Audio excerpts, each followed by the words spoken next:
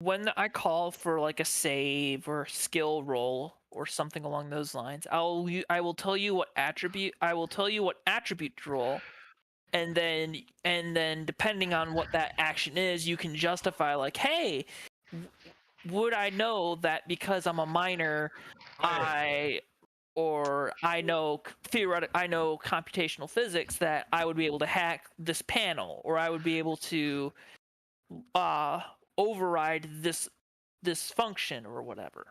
Yeah. I figured. And depending on the interpretation, I would say yes or no, and you get a bonus to that. And on the character sheet I posted, don't really pay attention to your skill profile a little bit. Like, pay attention to the skills on it, but not necessarily the percentile, because I don't know what that actually is supposed to mean. I think that's supposed to like be like a bonus, similar to how like what is it, Pathfinder 2e or something works. That's all I can get out of that, but either way, you get a bonus, and it's like a set bonus. So for example, computers, I think that's 10%. That's 10%. Yes, so computers would be 10%. So you would get, plus your intellect skill, you would get your intellect execute plus 10%. That would be the number you have to roll equal to or under. Yeah. And it's like a game of I think it's blackjack or 21, where you have to the objective is to reach 21 but not over. And so whoever reaches 21 or gets close enough to 21 wins. That is pretty much how this game runs. Oh. Is you are trying to get it so that you get under your number without going over. Or else you get busted. Right, so Get bust and we get busted. Busted, yeah. Blackjack. They say that in blackjack when you go over. Yeah, you bust. Yes. Yeah. Criticals are devastating in this game.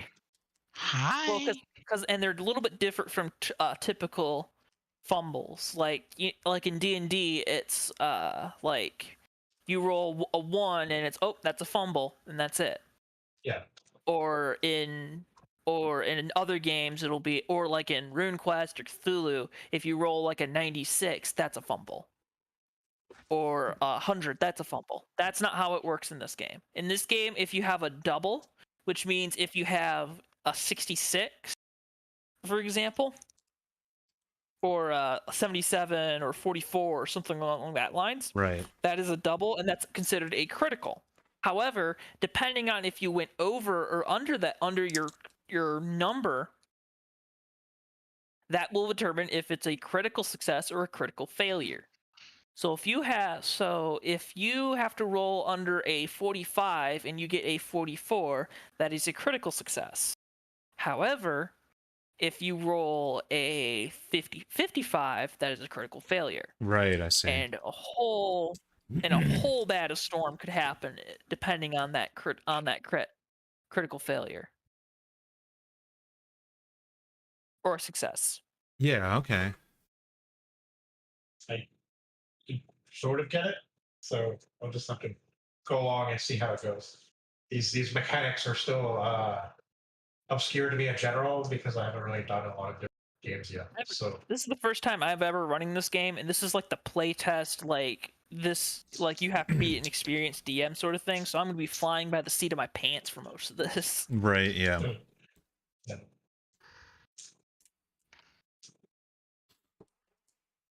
Does anybody have any other questions about the system?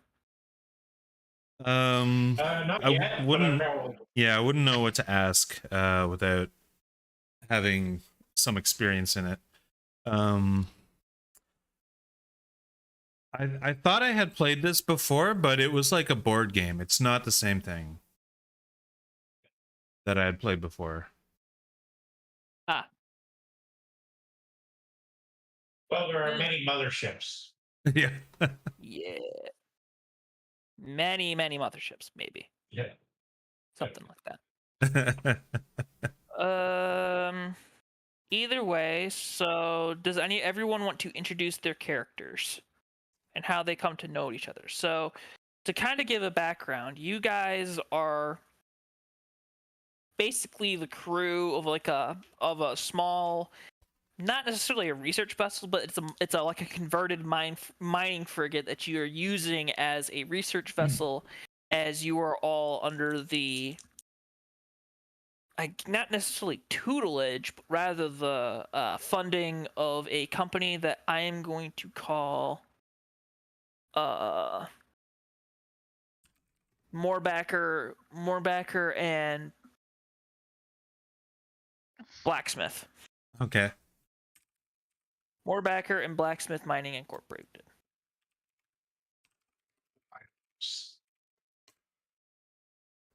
All right. Yeah, sure. My name's Rainer Wright, and you guys probably know me as the scoundrel of the group. I'm always covering my face because I don't want people to know who I am. I know people are there's cameras all over the place, and I just feel safer covering my face. And whenever I'm off duty, you'll find me just in my quarters, away from the other people. Kind of a loner that way. That's it. I do actually have a bandana. Here, maybe I'll put it on. That's important. Gotta get into your character. I can't see your bandana.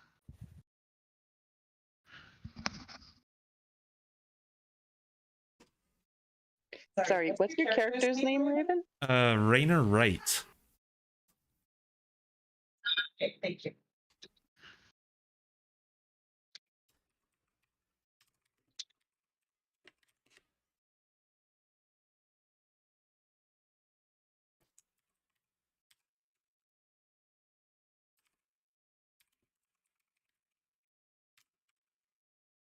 Okay. Hey, so anybody else? Yep. Hello. I'm Sylvia Hatch, as you all know. I am the ship's psychologist. Yes. If you have any issues, you can definitely come to see me. Yes. Well. If you need anything at all, I'm fluent in both psychology. I also know a little biology and chemistry, and I have studied linguistics as well. Do you mean to have your shirt tucked out there, Raina? You might want to tuck that in. Yes, tuck the shirt. I'm not talking anything. Yeah.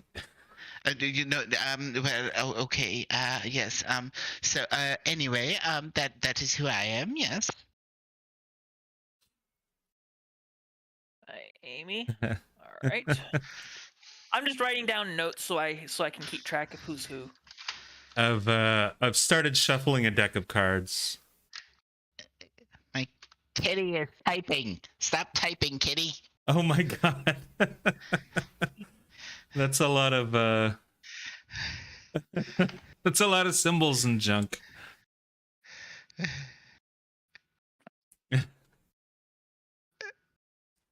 Thank you, Kitty, because I am going to steal. No, give me that Kitty back. love a keyboard.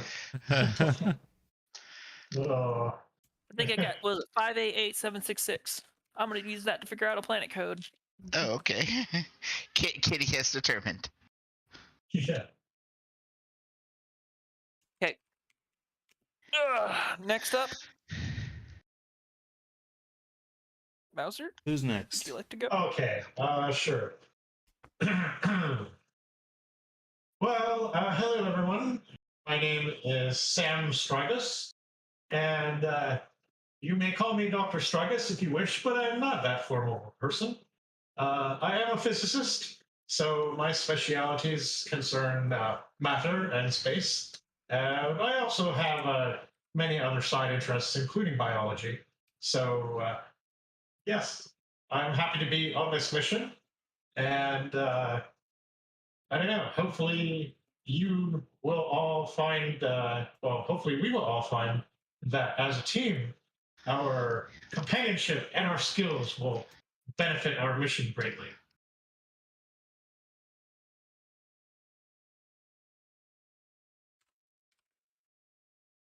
So All right. Right. we've got one more, right? And finally, yep, Candy. If I talk like this, can you guys hear me, or is there echo? Yeah, I can hear you. Hey, it sounds like you're a little far away, but we hear you clearly. Okay, how's this? Can you, what are you doing? You sound good. Okay. Oh, Uh, okay, you have your own mic? no, I'm talking on you. Okay. Sorry. Okay, Pinky Cortez over here. I'm here to make sure that I'm gonna cover everything. Sickness, aliens, anything like that, I got you.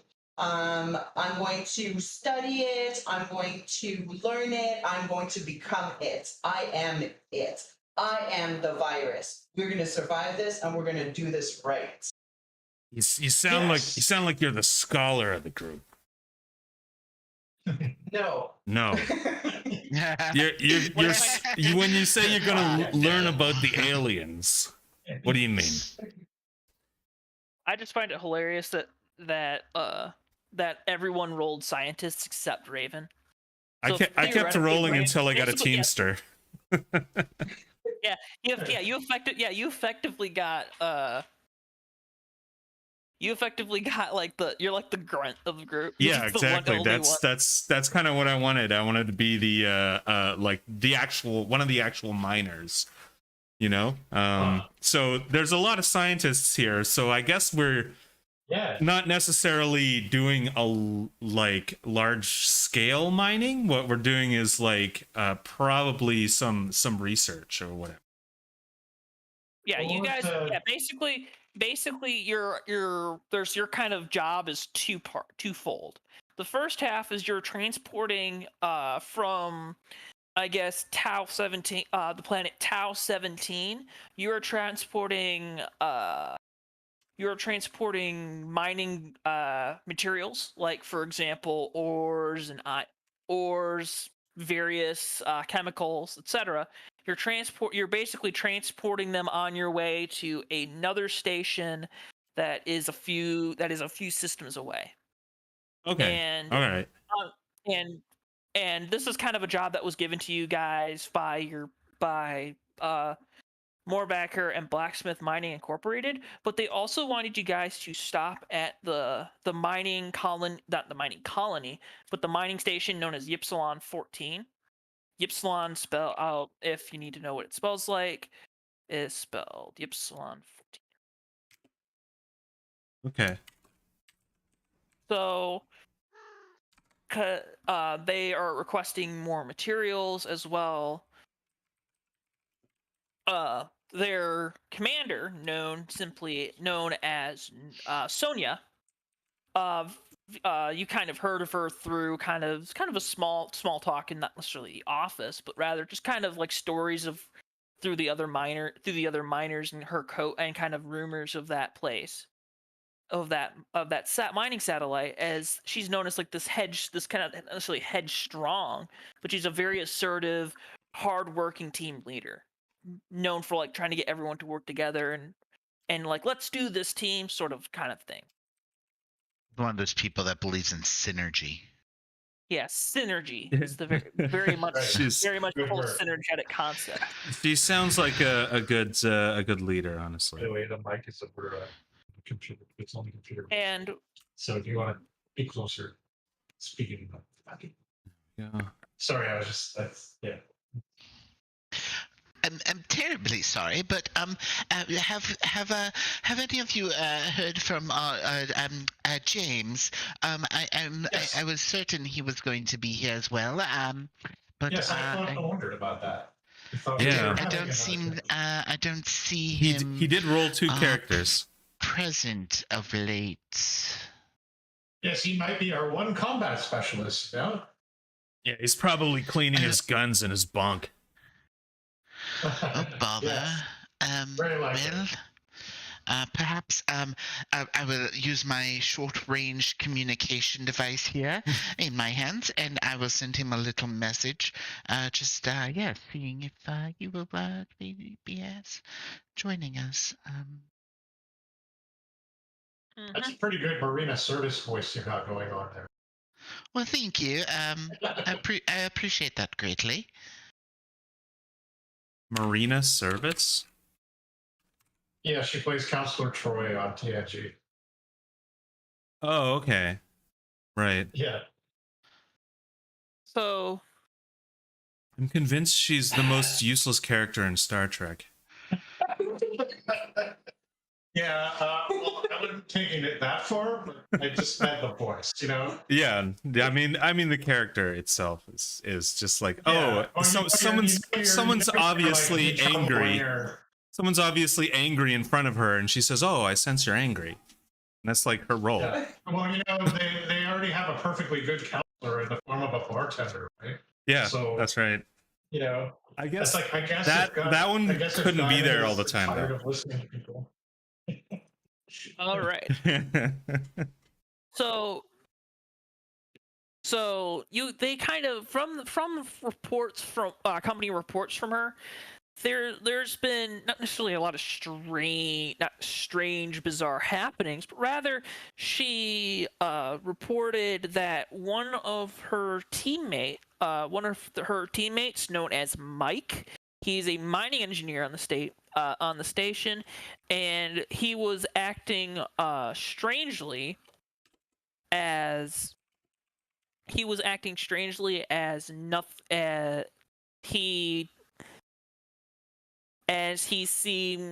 she explained that he seemed she just said not his normal self is in the reports, and Right. that she was going to have a discussion with him on his behavior, and since their most recent report, and as well as their resident scientist, Dr. Ethan Giovanni,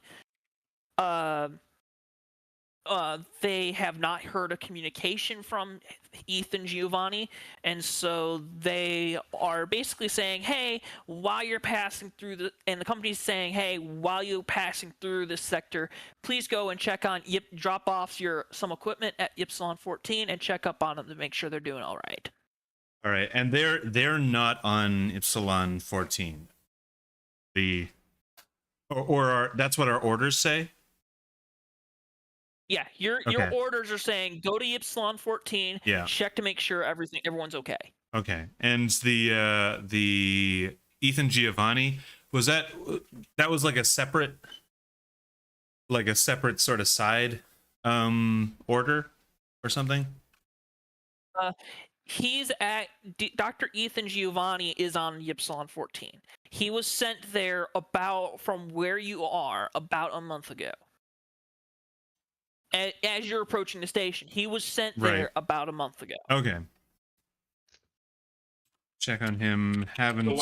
This is the one that disappeared, not the one that's acting strange. Yeah, that's right. Mike is acting strangely. Mike was acting strangely, and Dr. Ethan Giovanni has not submitted a report. All right. Has not submitted a report on what he was sent there for, which they never revealed to you. But what they did reveal was that he has not given a report in I think 2 weeks should be about a good amount of time. Right. About 2 weeks, and so they want you, and since you were in the area, they want you to go there and check up and say, hey, you haven't submitted a report. What the heck? Okay. No problem. So you are on the mining frigate known as the Falstaff, if you want to know the name. But I can spell it out for you in the chat. half. There you go. Nice. And you hear a comm channel open up as a hailing signal is sent, and it asks if you would like to receive the signal. Your ship's captain, who I am who I am going to say is his name is Captain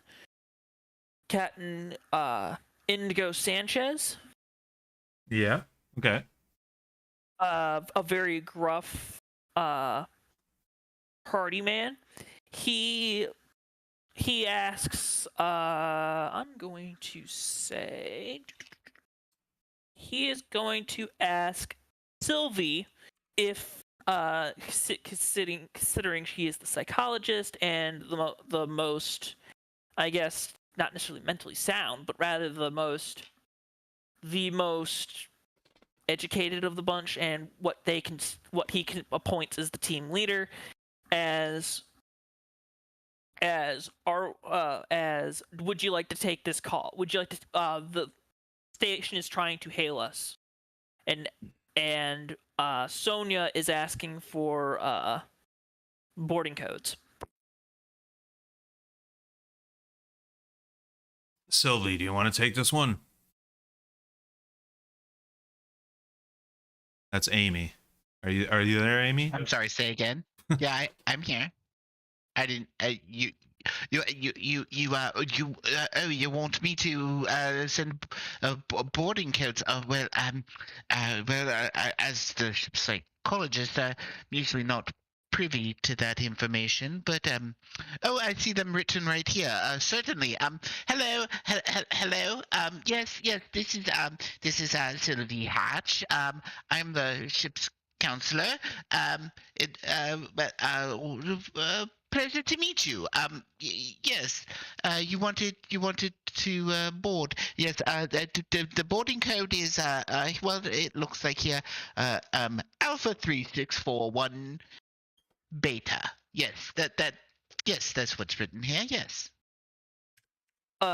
You hear the comm crackle to life as the captain sort of transfers the comm over to you as the voice comes over, and she goes, hello, yes, oh, hello, Sylvie, Dr. Sylvie Hatch. This is Sonia. I have confirmed your boarding and docking code. Welcome to Ypsilon 14. Well, thank you very much. It's a pleasure to be here. Yes, Very much the same. Very much the same. We've been looking for our supplies for she and you can actually sense kind of a pause as she looks down at like a watch, as she goes, about a month, maybe a few weeks. Oh well, better late than never, I guess. I guess we shall get those off to you immediately. Yes. Very much so. You will be docking at Docking Bay 2. Docking Bay 2. Yeah, very well. I'm sure someone here knows what to do with that information. I will make sure they get that. One of the attendants is actually like working on writing down the Docking Bay 2, and the pilot, whose name is whose name on the ship is as Speedy. Yep. Speedy basically takes the ship and just sort of guides it in using his brilliant piloting skills. Yeah. Nice. Quite perfect. As he just barely squeezes this large little frigate in its docking station. The boarding go ahead. This guy's saved our life more than a few times. I love watching him at work. Slides in so smoothly.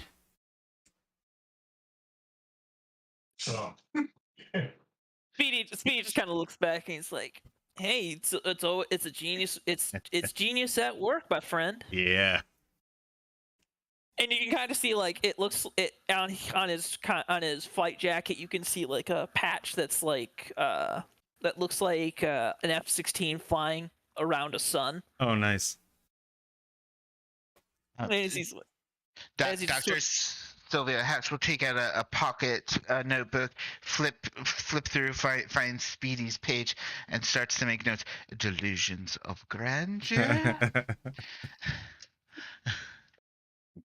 nice. Yeah, and I've got a patch too. There's a pinup girl on it with an Ace of Spades background.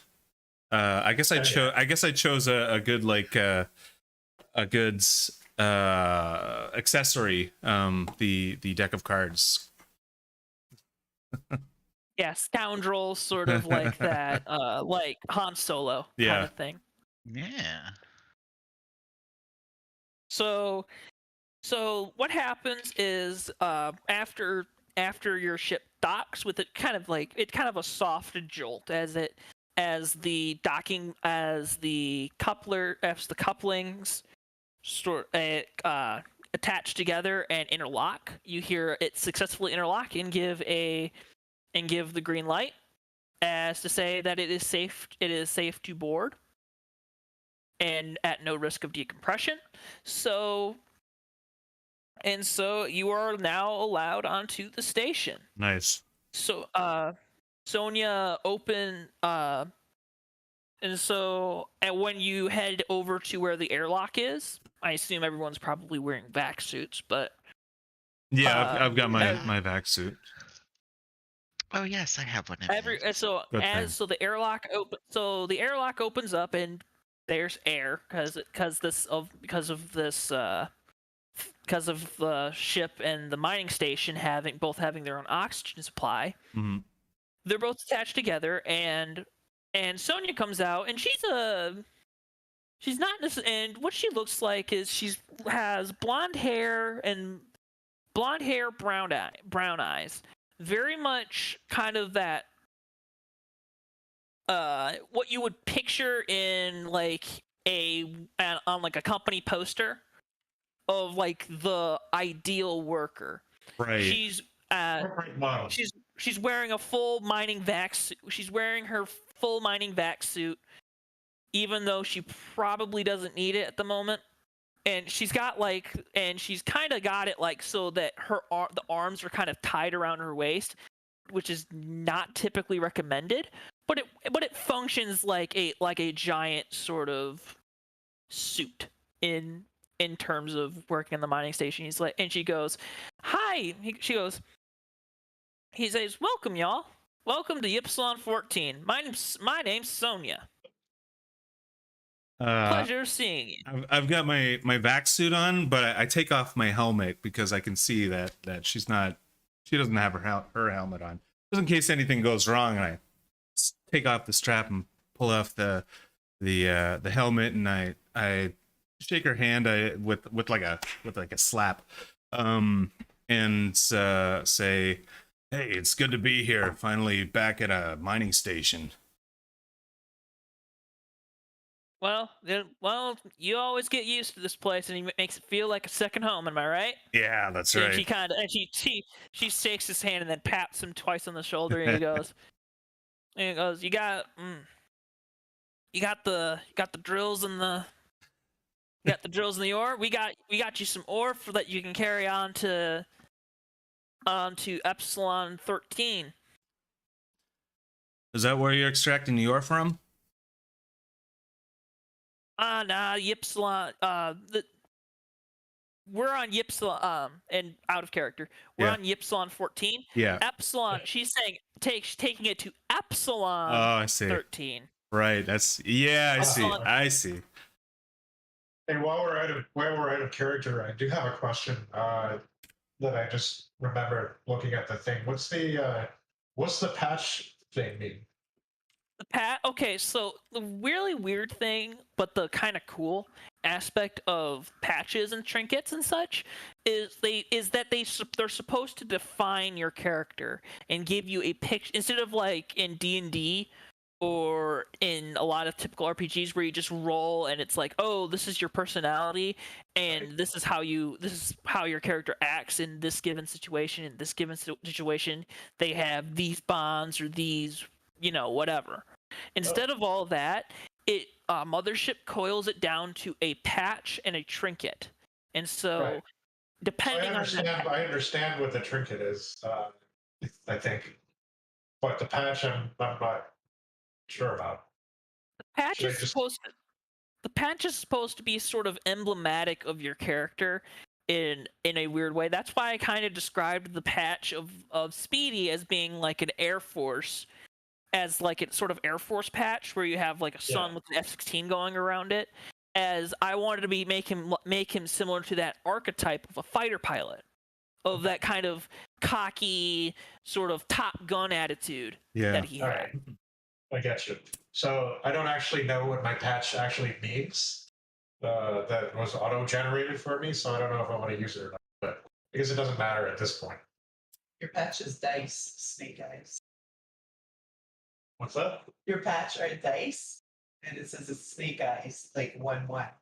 So you probably have 2 dice. Yeah. That's what it says for your patch for your character. It's like snake eyes. Yeah. Are you a gambler then? Hey, Matt. What's that, Ruben? Are you a gambler then? I guess so. I mean, I snake eyes seem. It says dice, and then yeah, it's like snake eyes. So I guess I'm a gambler. Yeah. Yeah. Well, I we'd guess probably that's my secret vice. we'd probably be playing cards all the time then. Yeah, yeah. Well, I'm interested in the law of probabilities, right? So Yes, that's right. yeah, it's all right. That's cool. Back in character then. Thanks. All right. So with that out of the way,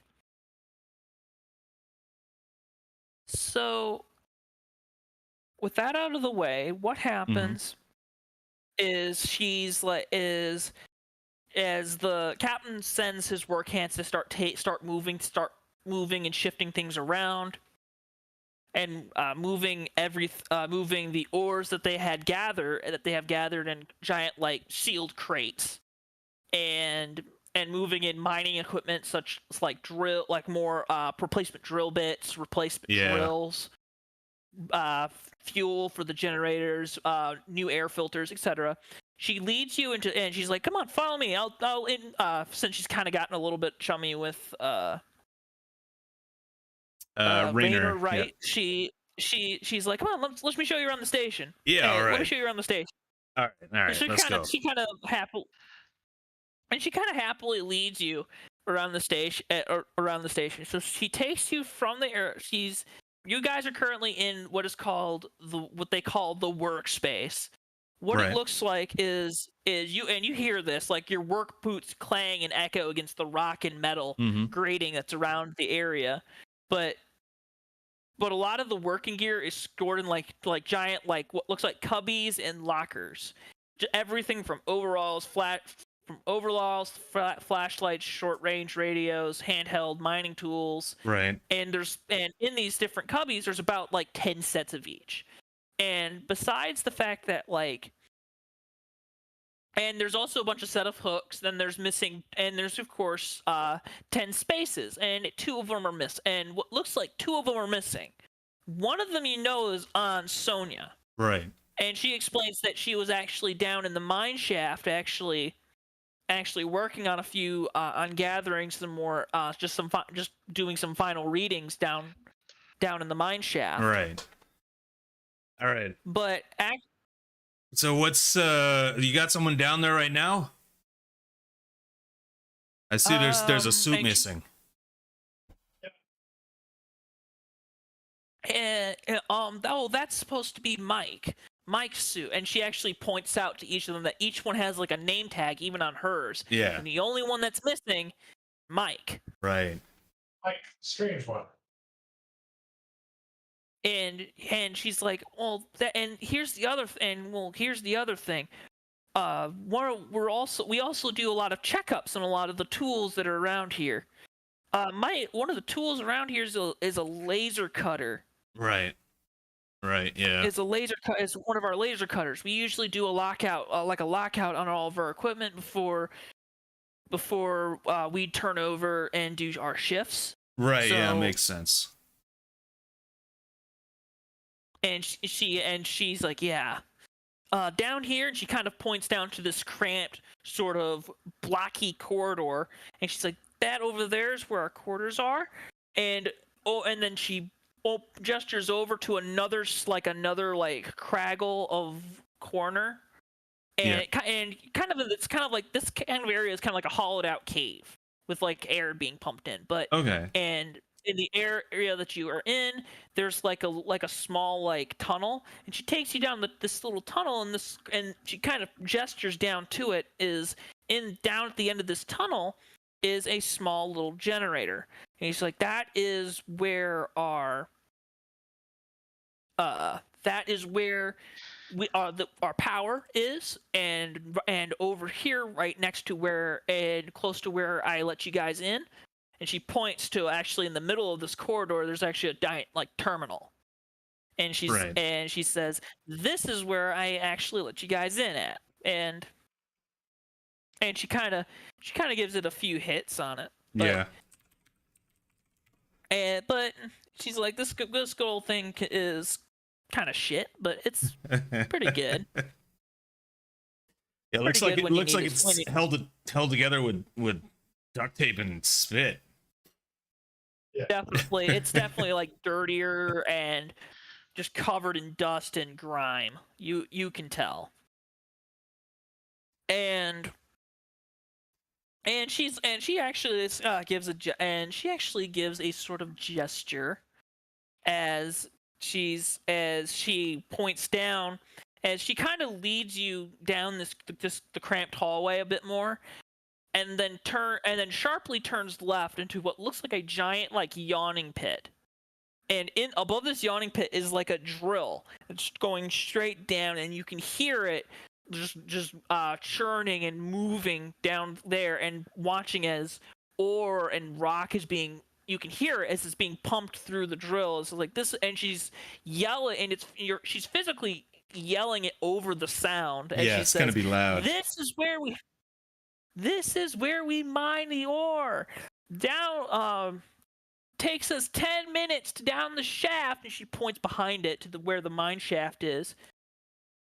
It takes us 10 minutes to get down from the mine shaft. It takes 10 minutes to get down to where we are at. Right. Yeah, that makes sense. 10 minutes?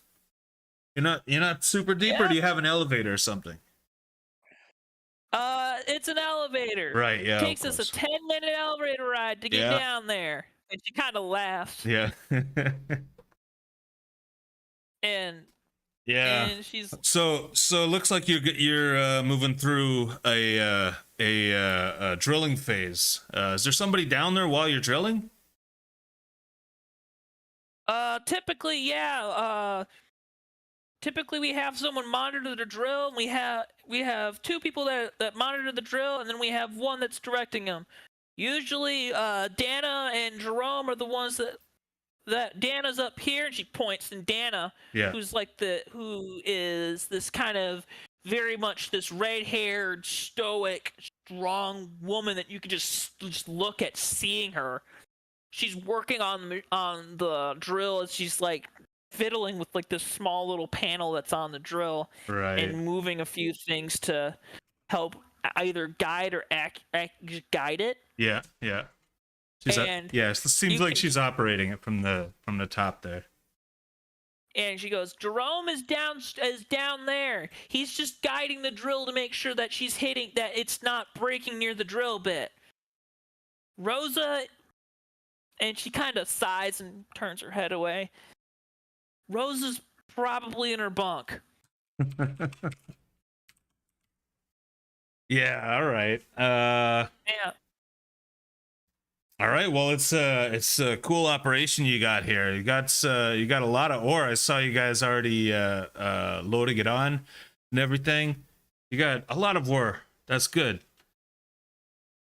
We'll make sure What you were talking about, Mike? Over Yeah, over yeah, the file you sent us? yeah. So our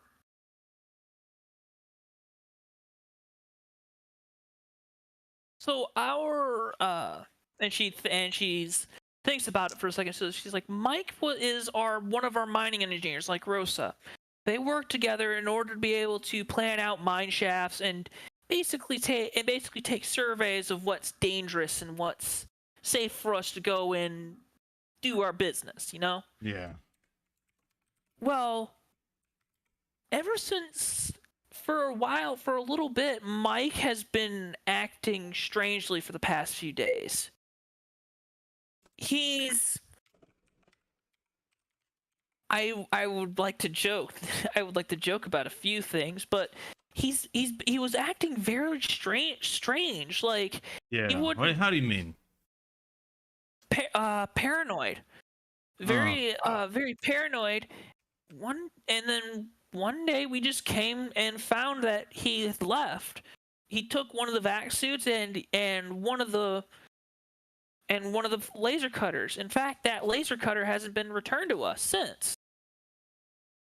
And she's actually leading you. Okay, she's kind of walking and talking, and she gestures to lead you. And she's like, "Come on, I'll help. If you want to ask the other crew, I'll help you meet them. You won't be able to meet Jerome and Rosa. Jerome and Dana. They're working right now. Rosa's probably in her bunk with VA, and Morgan's helping your crew. Right. You said here that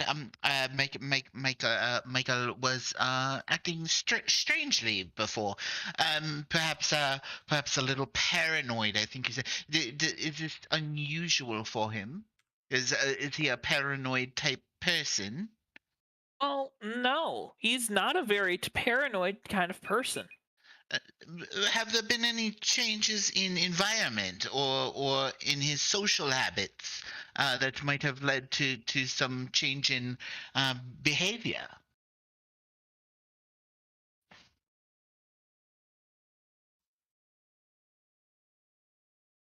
Not that I can think of. No.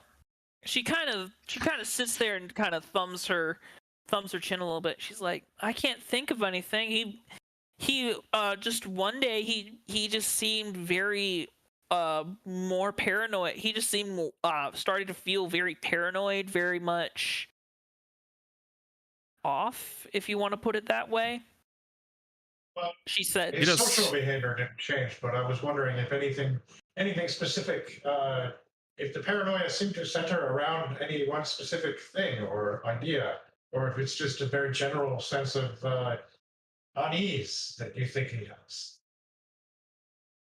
she thought about it for a second a bit more, and she's like, well, he did smash up the shower, I think. We can't pin it up to him, but just let me show you. And she leads you. She does. She leads you. You don't have a shower? I was looking forward to a shower.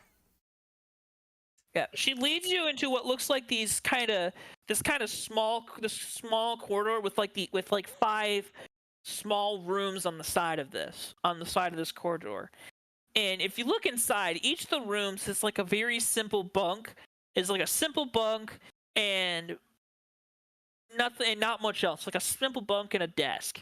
It's pretty much it. You can assume that these are the crew's quarters, and you can kind of notice that some of them are kind of relaxing and talking in the rooms. Others are just kind of thumbing or blowing or just kind of relaxing.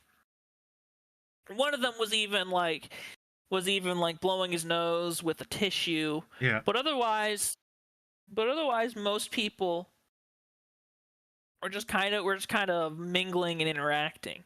Okay. And so Sonia takes you into the washroom. And she gestures over, and it's a series of like showers and toilets and a series of cubicles. And what you notice is she points it out, and she says, "Yeah, this is it," and it's a shower. It's one of those cubicles is like got like tape over it saying "out of order," and if you look inside of it, she said, according to Mike, he said he accidentally broke it, but if you look in there, yeah, it's not really Yeah, that looks like that someone it's took not, a hammer to that. yeah, they completely wrecked it up the wall. It's there's several missing tiles all over the wall, and the shower head is bent and damaged beyond belief. But it is but it was just absolutely wrecked, and you can actually hear like a clunk, like something clunking along in the corner. And just kind of like looking at it, it looks like just kind of like a filter for the steam, Right. so that it like it's cleans kind of it. like this. Yeah, it cleans the air, so it's like so it doesn't like set off anything like fire alarms or whatever, so that it doesn't fog out vision or cause accidents. Right. Things Cool. of that nature. You're a miner. You don't want to be in a sauna. So Yeah, exactly. Needs the air is definitely a commodity, something precious. definitely. And this isn't just regular space sickness, is it? Because I guess you wouldn't be you wouldn't be wondering about it if it was just generalized space sickness. Well, yeah. If it was space sickness, which I've kind of seen before. Miss Earth, they have a general depression about them, and sometimes they may have an outburst or two. But this was way too quick. This was way Right. too quick of a turn, and not only that, but it was so almost like a bipolar. It was like almost like a bipolar explosion, is what she describes it as. Right. Is Jeez. All right, and you don't know where he is. He's disappeared somewhere. All right, go ahead, Jam. Oh, well, I was simply wondering if there was anything specific about this one, or perhaps, I don't know, perhaps we should test his theory and sample whatever's coming out of the shower.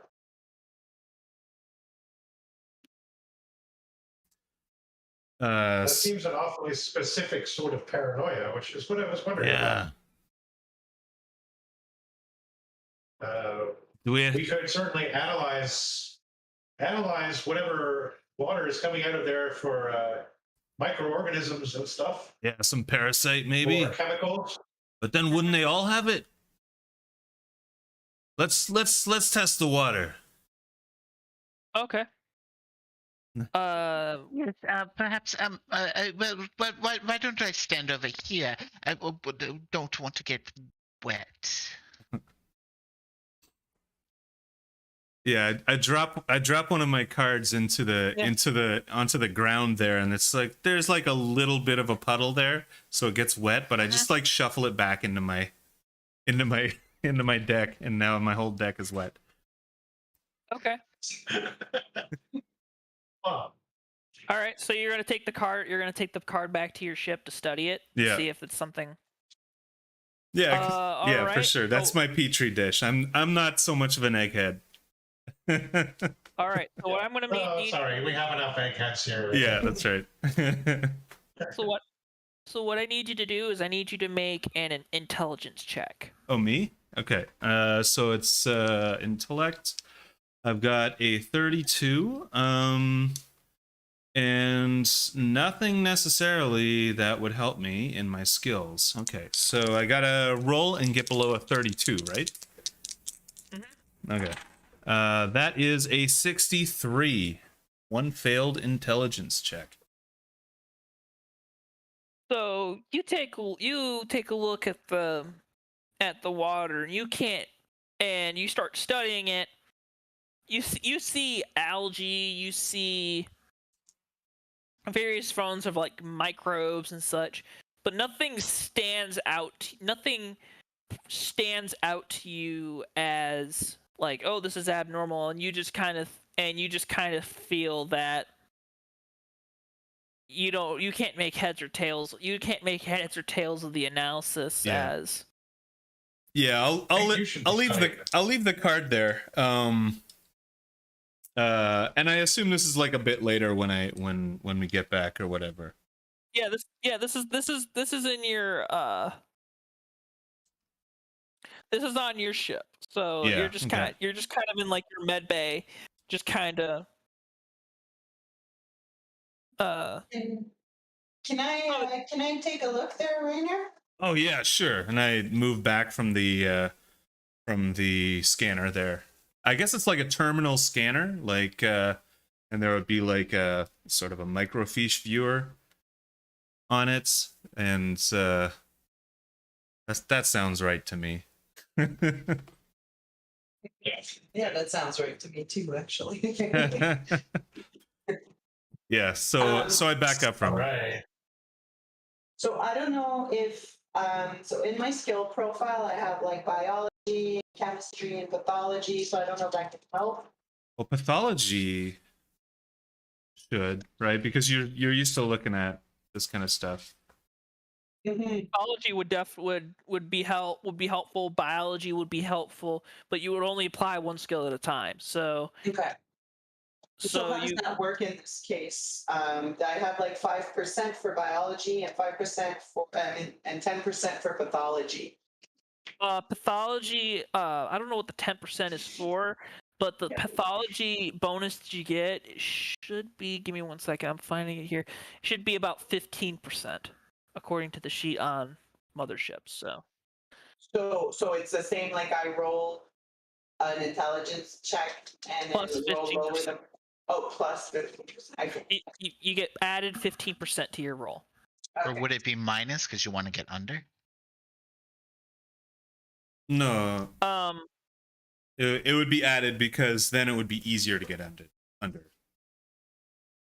Yeah. Oh, added to your number. Yeah. But not to your roll. Okay, Got it. not to my okay, yeah, that makes sense too. Okay, so my intelligence is 46.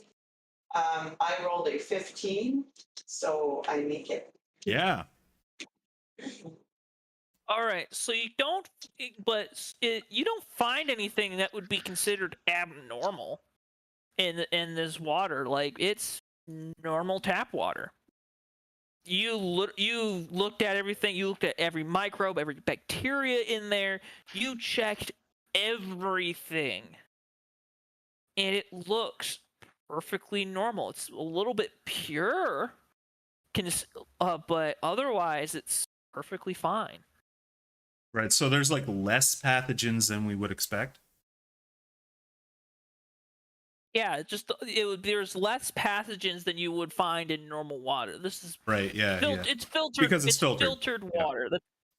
It's filtered water, but since it was sitting on the ground, there's also going to be some amount of bacteria and algae and whatever in it. But it's just less than what would be just less than what would be normal. Well, then that's not the water. That's not the problem. No. So, sorry if I missed this, but where is Mike now? We don't know. I suggested to the company that we should put trackers in our vac suits so that we could be able to locate others in case something like, say, a cave-in were to happen. But the company has yet to respond to my suggestion for safety. Well, perhaps you need to phrase the request differently and phrase it more in terms of this could help company profits. True. But anyway. Yeah, I feel like Moorback and Blacksmith are like they're a big enough company. They got their analysts. They heard you. They just aren't responding. That's also true. she seems to be pretty, not necessarily agreeable, but pretty much she agrees and listens to her teammates' suggestions, and she's bobbing her head along. She's like, I can see both outcomes. Personally, I feel that although they're taking the situation safe, they're trying to take safety seriously. They're also trying to minimize the amount that they lose by adding trackers. Yes, yes. Maybe exchange Because they're hurting. Their budgets are hurting so badly, right? Oh, maybe. I haven't really heard much out in the ways. We don't really get much communication except for the few trade ships that come through our way, or yeah, guys of like course you. not. She says, and she nods and she says, anyways, let's take you down the. Anyways, I'm gonna introduce you to the crew, real fast, and then hopefully you guys will be on your way. Right. Yeah. Yeah, if you guys Epsilon 13 are probably going to need these new drill bits. So, definitely. oh, yes. So you're And- now missing. How many staff are missing now in total? Well, there's Mike, as you all Right. know, but we haven't we haven't heard from the geologist that the company sent us, Dr. Giovanni. Yes. Like, he was weird. He was very strange in what he was doing. He took a lot of equipment, would go down to our mines and start doing scans, but he would never say what that was. He would simply brush us off or just kind of go about and do his own business. See. Sounds cocky to me. Well, it sounds like he had his own project going on and was looking for something specific. Yeah, a lot of scientists lose their humanity to a project, and that might be what's happening here. I just perhaps maybe we should just be careful of our wording. Maybe many people might take offense to the term of being called weird.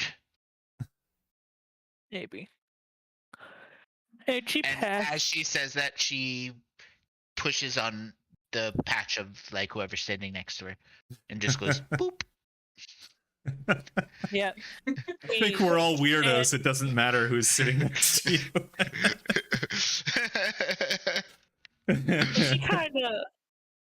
She kind of gestures to like the different bunks as she kind of goes along, and she's like, "This is my bunk," and you can kind of see that it's got hers written all over it. You can see what looks like a card dangling from her side of her bunk. Boombox, a stack of cassettes. Just kind of like decorated as her room. And you say, this is Ashraf, and she turns, and across the hall she points and says, "This is Ashraf, his bunk." And she's like, and she knocks in there, and this kind of Indian kid, as in like from Asia. Yeah. Indian. He kind of gives up the smile. And he's like, "Yeah." He's like, "Yes, Sonia? Oh, we have new visitors, I see." She's like, "Yeah." Yeah. She's like, "Yeah, this is Raynor, Dr. Sylvie Hatch, Dr. Sam Strigas, and Hey, what's yeah. Dr. Cortez." Yeah. I just kind of wave and go back to tidying up his space. Like I'm stacking all the little cassettes alphabetically in like a very neat. That's in Sonia's bunk. Ashraf, it has like a bunch of like gachapon toys, just like those I guess those. He's like an anime nerd. Yeah, he's got a set of dice and like he's got a set of dice in like a little case, and he's also got a small little potted cactus that it looks like he takes care of. I'm taking each little figure and like facing it forward and arranging them by like color or height or something, and just yeah, making sure they're exactly on the line. So, but I wave and say hi. And he gives a wave. He gives a wave back, and he's like, "Oh, it's nice to meet you all. I hope you have a good stay here." He's not just, "Oh, I need to go and I need to give my report. I need to give my report to and he thinks about it for a second to think about her name, and she goes, and then Sonia says, "Dana." She goes, "Yeah. I need to get her a report. She told me to just to help with breaking apart some of the rock that's down below." And she ends up going off, and he ends up dashing off down Right. to where Dana is, to supposedly where Dana is, Right. Yeah. and Well, thanks, and Sonia continues, and she gesture, and you kind of pass, and you can kind of see each of their names kind of written above next to their room or on the door with Right. various things. Like you can, like Dana's bunk is like in a small little kind of small corner with like a religious symbol and a family with like a religious like cross on one wall, like kind of Right. a Catholic cross. Yeah. And on kind of a little pedestal, you can see a small like family photo that's on it. And you pass by Jerome. Jerome's bunk, and it's kind of this small, like cute, like not necessarily childlike, but it's kind of this cute sort of you can tell like this playful sort of bedspread as he kind of goes by, and Right. Yeah. as you kind of go by it. He's more quirky. Yep. And then you pass by Kantaro, and Sonya's like, "This is Kantaro. He is give me 1 second. And Kantaro is our loader. This is Kantaro's bunk. He was our loader. You probably saw him go by and help guys load up our." And as she says that, you can watch as Kantaro kind of the strong, like muscular, vague Japanese dude. He's like this, like he looks like a giant sumo wrestler is what he looks like. He looks like very like stern-faced, Right. muscular. Yeah. He kind of like walks by you. You kind of walk by him, and he gives a sort of nod Yeah. as he goes by. Yeah. Bye. I'll do the sort of, 2 fingers on the head. Hey, how you doing? Yeah, you notice as you go past him, he smells. He reeks like a minor like you could probably relate to it, Raynor. Yeah. As working the miner's job, you probably are tired enough that you just collapse in the bunk and don't think about it. And just take a warm shower when you can. But this just reeks. Yeah. Like he doesn't take a shower when he can. Yeah, it just stinks. And he sits and he gives a wave, and as he sits down on the bunk, he's like, "Yeah, he's a very strong man, very very helpful when we need things carried from place to place." Right. Yeah. Anyways, and she goes over to what looks like Morgan's bunk, and he's like, and goes over to what looks like Morgan's bunk, Mm-hmm. as the nameplate suggests. And Morgan's kind of this, what looks like this kind of, he's kind of laying back, And he's kind of laying back, and he's just sort of picking at like what looks like a ration pack in his hand. He's kind of ticking at it. He's like, Right. and this morning he goes, yo. Hey. Yeah, he's just eating. He's like, well, she goes, Morgan, why didn't you help Kentaro loads of you? He's like, I did. I just got finished with my tasks quicker. He just sits there and keeps eating and just being. This guy's just doing the bare minimum. Yep. In the end. All right. And is that everybody? it's like, well, we have, and she turns, and she goes, and we have, and then she turns and she looks into Rie's bunker, and she goes, and it's, you can see in the nameplate it says Rie, and she looks in there a little bit, and she says, Rie, you in there? She actually goes, and she kind of opens up the room, and she goes into it. She looks around. It's like, I don't know where Rie went. I saw her when I was heading out to come get you guys. Right. She was in here. It was about wasn't even that long ago. No, that was like what, half an hour ago? Yeah, about half an hour ago.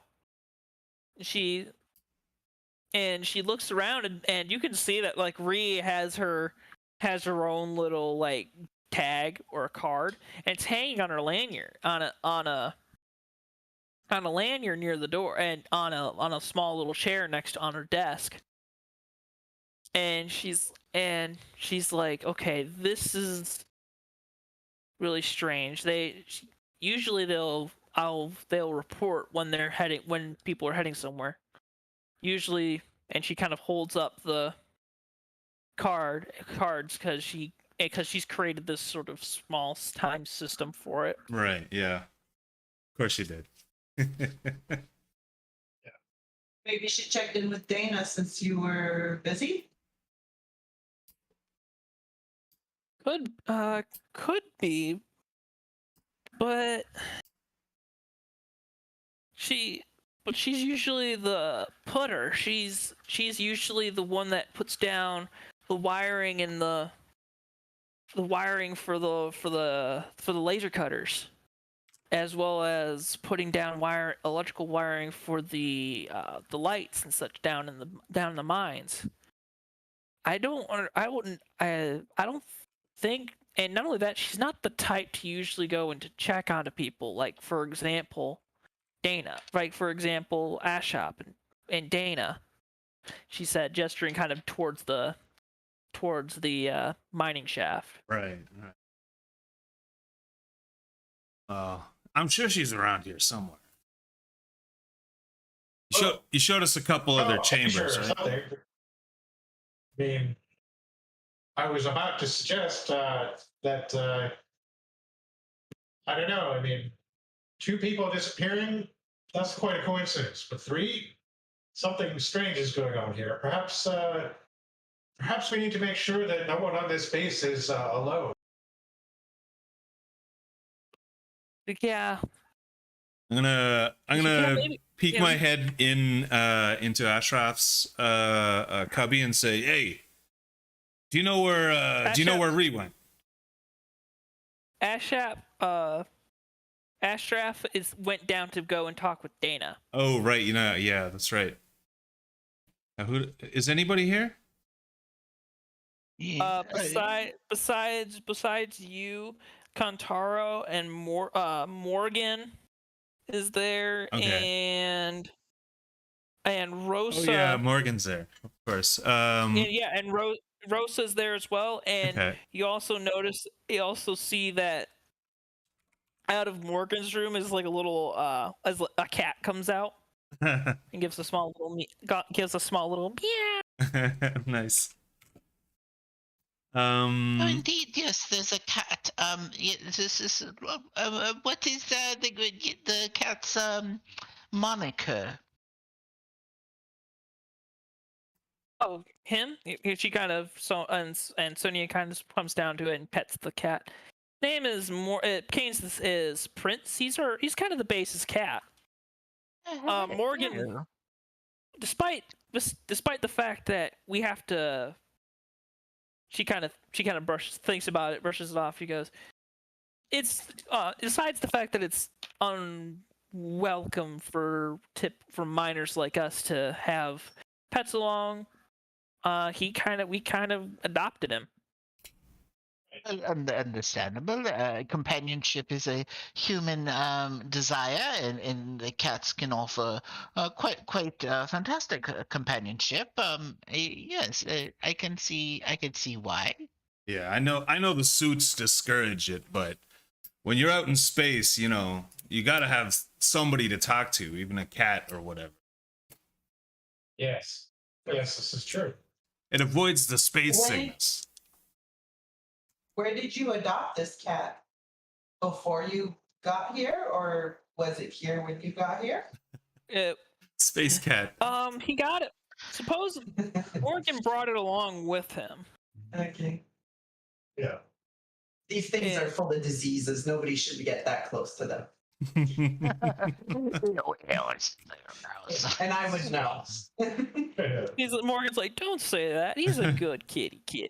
And he actually comes out and he's leaning over and he's scratching the cat's head as the cat just kind of does like a roundabout and heads back into the room. So Morgan, do you know where Ree went? She was here. Now she's not. Apparently. I thinks about it for a second. He goes, well, I did hear something from her room, kind of like a small, yeah, something like that, and I thought she was watching her. Thought she was watching her card again. She kind of squeals about something or other. I don't know. But she didn't leave. But sometimes. You didn't see her leave, rather. Not really. No. I looked out and she hasn't left. This is the first time that he kind of checks in. He's like, He goes back to his room, just kind of like, oh, tell him if you find her. Tell him if you see anything. And he kind of like just gives a wave and he just heads in. Yeah. Heads into his room. I want to check out her bunk, but as a character, I don't think I would. I'm like, I shoot guns and I pilot and do like mechanical repair. I don't have any skills that complements it. I don't think my character would do it. Okay. I'm more interested in finding Mike's bunk. Yeah, Mike's bunk, and she actually points, and it's across from where Rosa's bunk is. Not Rosa. It's across from where like Rosa's bunk. Yeah, Rosa. It's across from where it's next to Ree's bunk, across from Rosa's, and it's also across from like a small like unused room, and you can see that it's kind of been used as kind of like a lounge or a small like hangout area. right. Even having like a small little games console and a portable cassette player on its own. But the Mike's old bunk is just been looks completely cleaned out. Yeah, This guy was definitely he was planning to go somewhere. He took the vac suit. He took the cutter. He took all his stuff. I wouldn't be surprised if he's in a mines somewhere. That makes sense. Yes, yes, but most likely, I can see that. He definitely looks like he was prepared for it. You think so? I thought they'd try to look for it there, but it doesn't look like he left the station. So I think, yeah, let's if you guys want to, we can head down and check. I can show you around the mines. Would I love to guess see the if mines. we must, All is right, it let's go see completely the mine. necessary? We might need your help, Dr. Sylvie, if we do end up finding Mike. I We mean, might need your help to calm them down or something. okay, if I'm needed, I Yes. guess stiff up a lip and all that. Yes, exactly. You can do it. That's the spirit. We're all together. Let's go save the world, one person at a time. So, all right. All right, So you guys. I'm gonna make sure that I have my all my stuff with me. I've got my laser cutter, my hand welder, my body cam in case I go missing. I'm gonna make sure that it's transmitting, but in the mines, I don't know. There's ore all around, right? So, No, but they can record, yes?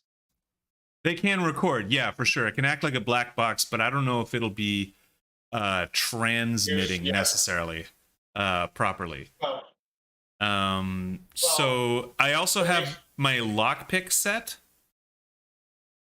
in case. I don't know. There's probably not a lot of locks in my infrared goggles. So I just make sure that I pat myself down, make sure I've got everything before we go. Oh, and a crowbar. I think we have the same stuff, right? Yeah, you're an excavator, right? Yeah. I'm just gonna take 1 minute to grab a drink, and I'll be right back. yeah. Okay. All right. Yeah, take a break. All right, we can take a small 10-minute break. Yeah, okay. Sounds good. So how's it going so far? I don't know how I'm doing. No, you're doing great. It's super fun. I'm really invested in this now. Yeah, yes, I'd rather say I am enjoying myself. I think it is, a pleasurable experience and all that. And yes, I think it is quite good. Yes. Okay, I'm just making sure because I'm just kind of going blind and just kind of improving everything. Well, let's go. It's going where it's working in your favor then. Yeah. I did some preparation, like writing down, oh, this is the personality of these people, or oh, this is what they look like, and just kind of giving. But it's just I'm just this is the first time I ever ran this system, and I'm just kind of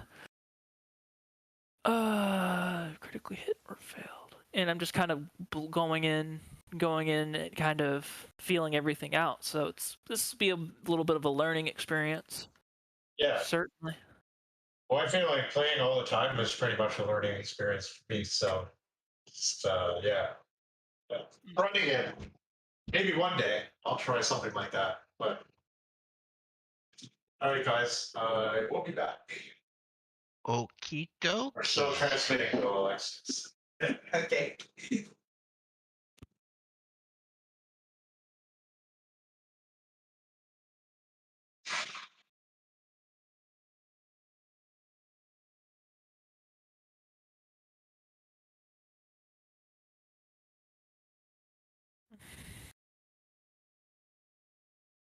So, how did it go?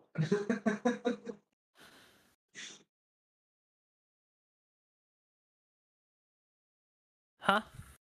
Nothing. I was just when there's all that silence. Eventually, I just quote Aladdin. So stay tuned. Nice.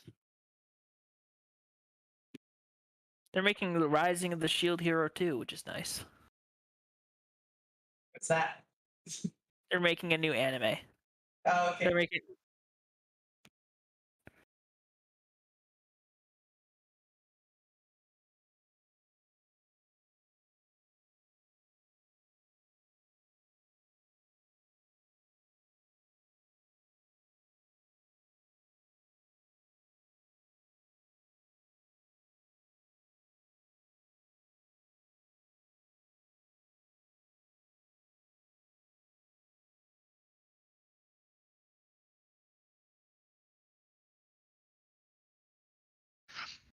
You swam from across the Strait of Gibraltar.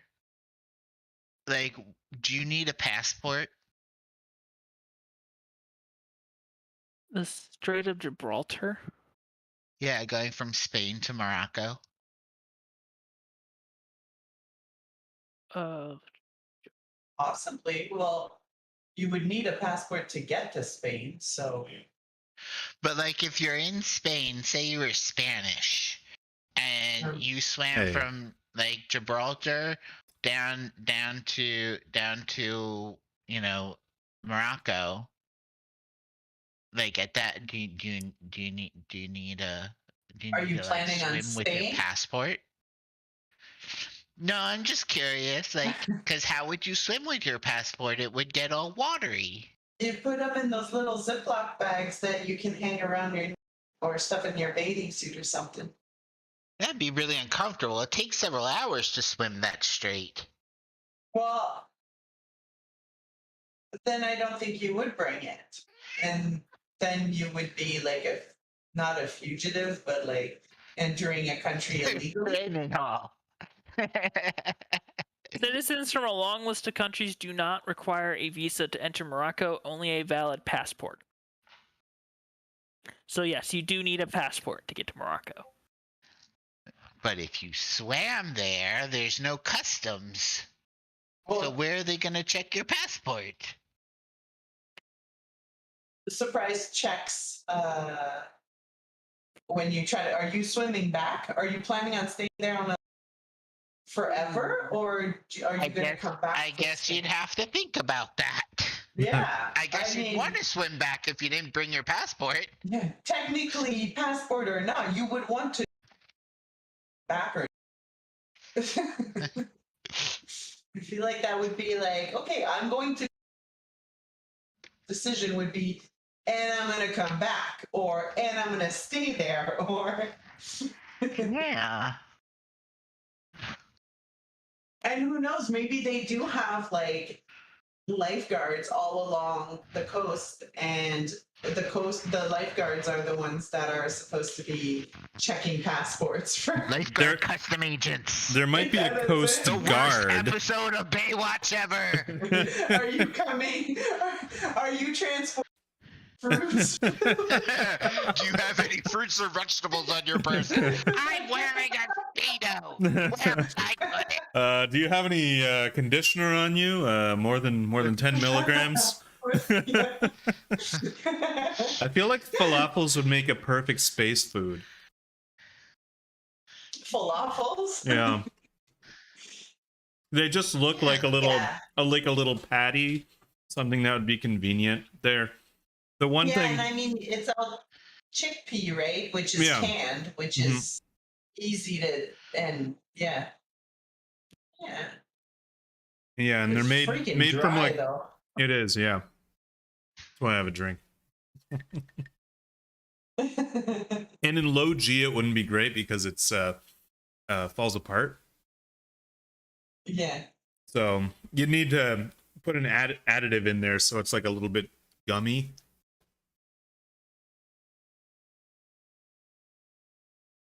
At that point, I don't think it's a falafel though. No. Yeah, probably not. And the only thing I can think of gummy is like liquid gummy bears. Which Yeah, I don't think they put gel, that in falafel. probably gelatin, right? Oh yeah, that's right. I seriously blanked out. I was like, "What's liquid and gummy? Liquid gummy bears." I feel like that checks out.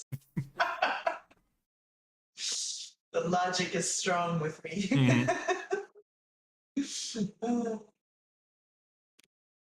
All right. I want to go to Zanzibar. Is that a country? Like, No, or the actual bar, like the club or restaurant. I mean, She's it's a city. It's a city. It's an island city in Tanzania. Yeah, Amy's not in Toronto, so she doesn't know what Zanzibar is. That's a strip club that we have. Zanzibar's American. Oh, is it? Oh, Yeah, they have like restaurant. Jack Black sings it. No, not Jack Black. Yeah, Jack Black. do you know Freddie Mercury was born in the city of Zanzibar? The city or the restaurant strip club? The city. The city, huh? I did not know that. The island city in Tanzania. This is the one that I was talking about. That's the strip club. Adult Entertainment Nightclub. I thought that's what you were talking about, Alexia. No, I did not know we had one of those here. But I'm assuming, like, Those are the coordinates of what I was talking about. I'm so confused.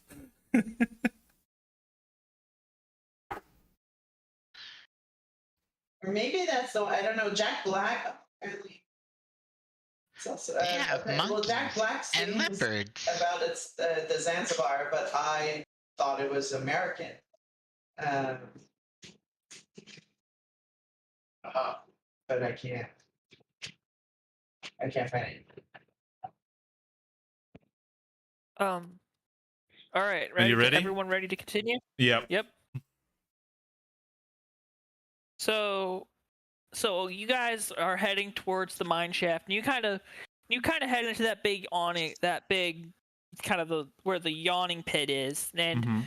and kind of around the corridor, you can actually, and a little bit further down it, in the opposite direction of where the docking bays were, docking bay 1 and 2,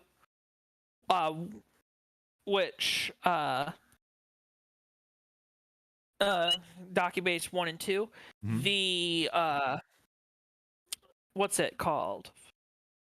Well, there's like a small like tent on that end of the hallway, which Sonia remembers. Oh yeah, that's where our med bay is. So if you need anything, just head over to our med bay. Yeah. Just like it, just so that you're aware. You don't have to go back onto. Just so you're aware. You don't have to keep going back and forth between your ship and annoying the crap out of the captain. But whatever. Oh no, it's our captain gets annoyed at anything. Don't worry about it. If they get annoyed, that's normal. That's a Tuesday. Yeah, those old codgers can always they can always be a little bit of a grognard. He kind of laughs, and she opens up this what looks like a giant like freight elevator, like what you would see like in a factory where they're lowering large heavy tonnage of equipment. Mhm. She takes you to this freight elevator, and she goes over to the operating control panel, and she's like, everyone have their vac suits on. She's actually suiting up in hers. Yeah, I'm gonna put my helmet back on. Yeah, mine looks pristine. Like there's not like even a single thread out of place. It's like it's perfect, and I haven't taken it off yet. Mine's got like adhesive patches on it, like little iron-ons, and it's all like bands, like Led Zeppelin and Black Sabbath. Nice. Yeah. Well, in my other life, I was. Maybe it's your battle vac suit, like a battle vest, but a battle. Yeah. Yep. And once she sees that everyone has their vac suit on, she starts the elevator, and you hear a small groaning before you hear it start going click click chunk. Mhm. Is that normal? Does that sound normal? Is it supposed to do that? Yes. She goes, yeah, this thing's a piece of shit. And she kind of bangs on the thing, and you actually hear it jostle and just starts moving slightly faster. Well, perhaps maybe not that. Okay. And this trip takes like 10 whole minutes.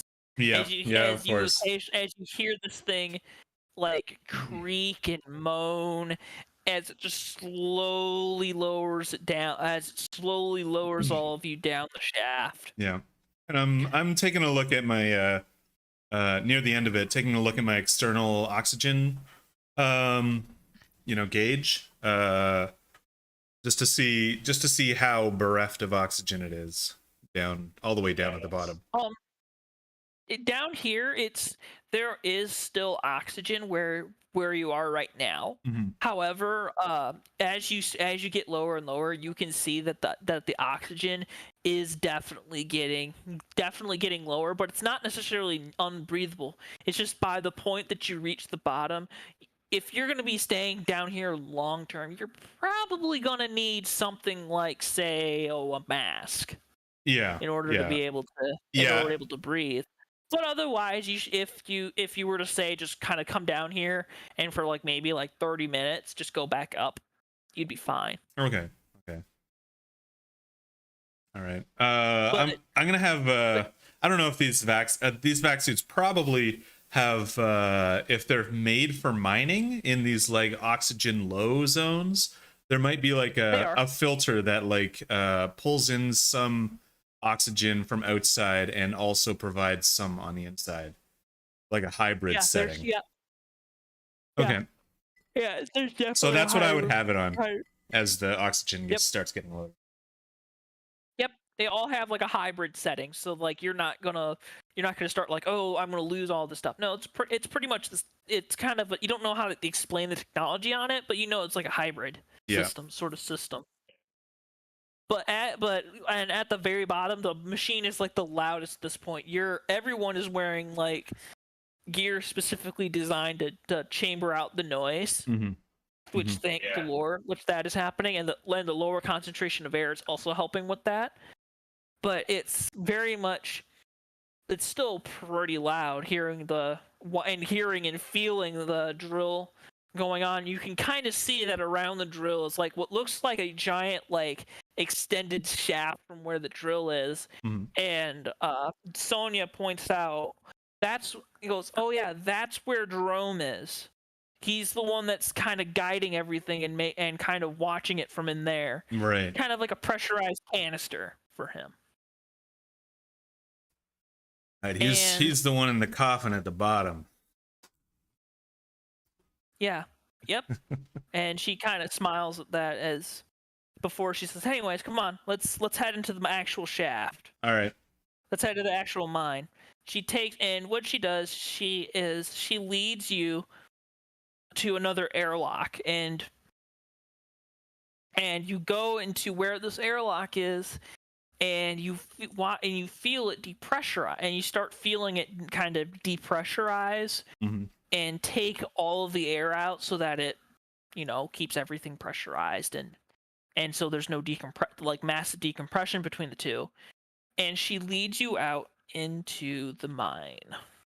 Cool. Into the mine tunnel. In the mine tunnel, there is no oxygen. You're running purely on the suit's internal oxygen supply. Yeah, for sure. So if that requires a switch, I would have switched that. Nope. Okay. It doesn't require a switch. It kind of does it automatically. But you can definitely see that the suit is starting to provide you oxygen. Right, cool.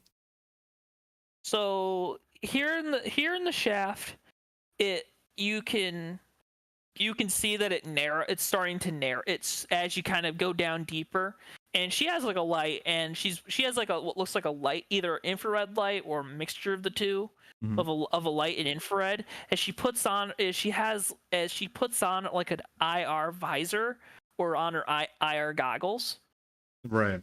And she's kind of pointing her flashlight to where things are, and she's looking around for where as she looks around the shaft. And so what do you got? What are you guys gonna do? Are you guys gonna follow her? Are you guys gonna explore the shaft with her? Yeah, I'm not going far away from any official looking person.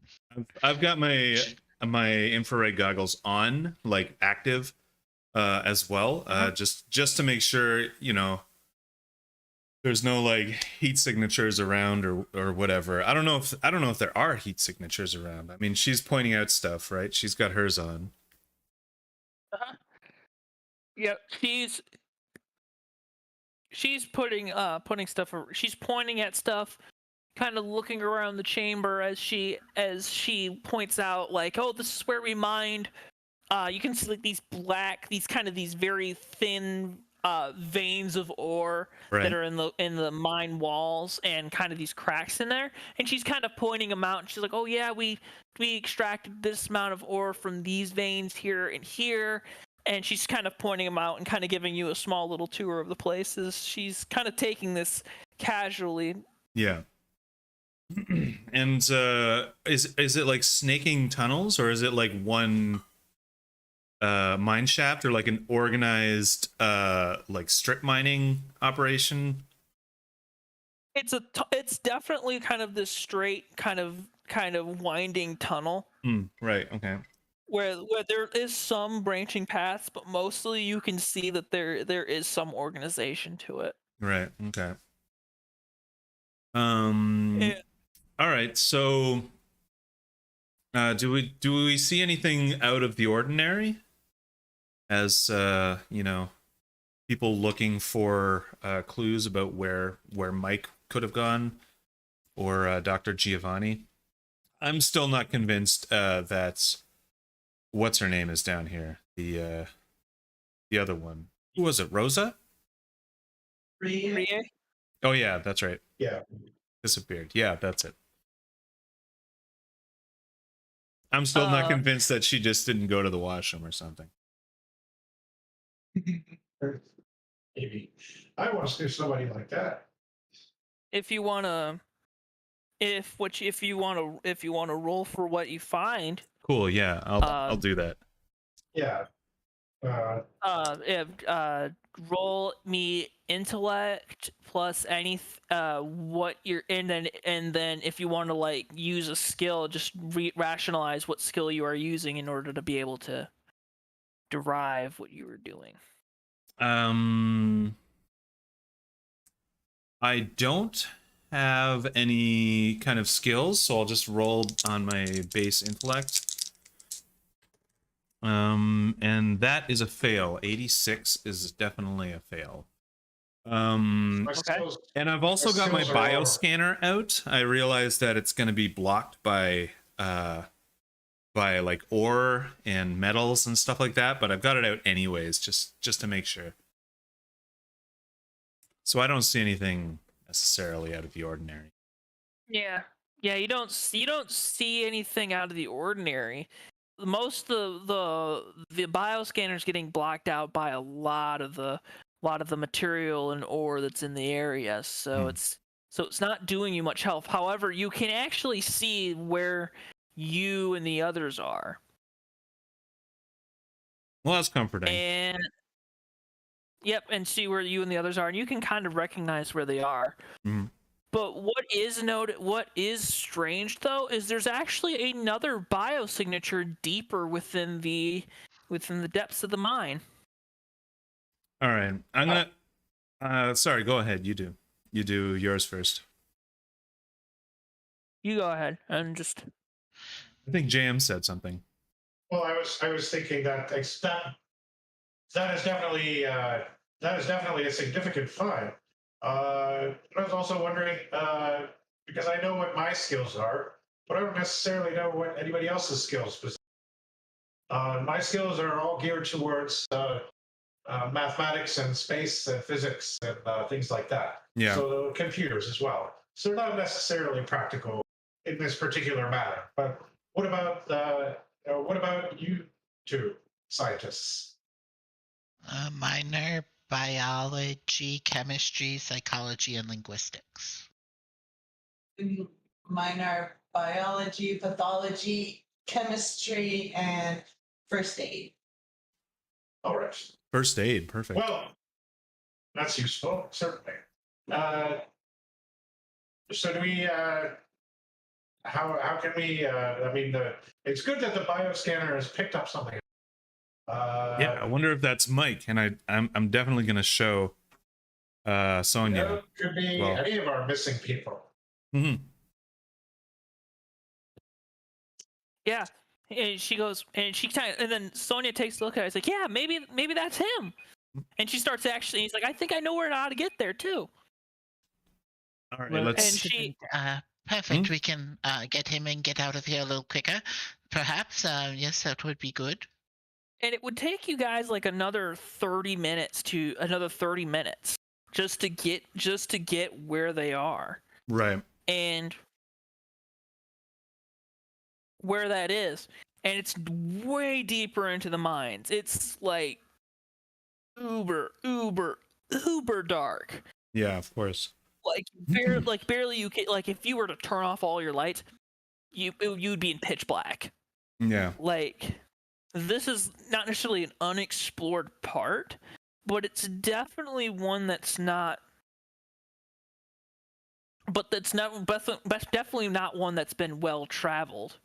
As you kind of go into this very narrow part of the mine, and you finally, and on your biosignature, it should be like maybe 20 meters out from where you are. Yeah. So do you so what do you do, since it's like 20, whatever the biosignature is 20 meters out from where you are? And we can't see anything, right? Because our lights are. Are you wearing? You're wearing. I'm wearing the what's it called? The infrared goggles, and if there's lights on my vac suit, I'll like turn them on, turn them off, because with them on, I guess they probably interfere with the infrared. Yeah, it would definitely interfere with the infrared a little bit, considering that since infrared what it uses is infrared light. Yeah. Is how, so if I remember so correctly, I would like works. switch between the two. So just to see if I can see anything. Definitely the kind of the plane. Two headlamps. Yeah, your headlamps would definitely work here better than the IR, because at this point the light has become so intense from like the difference between like actual light and IR light is blurring out your vision. So Yeah. definitely it would be more useful for headlamps. Yeah. Okay. 2, you notice on the ground a vac suit, like it's just slumped in a pot, just in a pile. Just like a. Does it look empty? It's completely empty. However, Jeez. what will be noticed is looking at it, there is a splash of yellow goo on the natural cave walls, and there is an empty vac suit slumped in a heap. What you can actually see is if you look around a little bit more, you see the laser cutter on the ground, and on above where it is, large black lettering with the word silence is scorched into the wall. Silence. Shh. Well, that's rather unnerving. I don't think anyone would survive very long without their suit. Is there a stick somewhere that I could take to like move the suit without touching the yellow goop? I would assume that you would have something to be able to prod it, but there's nothing around here that would be useful in prodding it like a stick or a pipe. But I would assume that you would have something like a pen that you'd be able to like. Okay, yeah. I would assume I have one of those. Like a stylus or a pen, because that would make scientist. But yeah, you can actually move a little bit of the suit with like a stylus or pen, as you kind of move around the goop and try not do anything to it. Yeah, I'm just trying to find the name tag to see who does this belong to. And I'm gonna keep an eye out in the direction, which I assume I can't see the 20 meters out. But I'm gonna keep an eye on that direction that I'm getting the heat reading from. or the bio reading from, just to make sure nobody comes running out at us or whatever. Well, for starters, you're standing right next to the bio reading. Oh, That where the vac suit is, That's the it. bio. Okay. That's the bio reading. all right. So this is concerning. Does the bio reading detect dead things? I see dead people. It doesn't. It's a bioscanner, so it's going to detect bio. So a bioscanner. Let me look it up in the actual book. But in my interpretation, a bioscanner for signs, it scans for signs of life. It is. Yeah. Any kind. It scans for signs of life. Mm-hmm. So it doesn't detect dead things.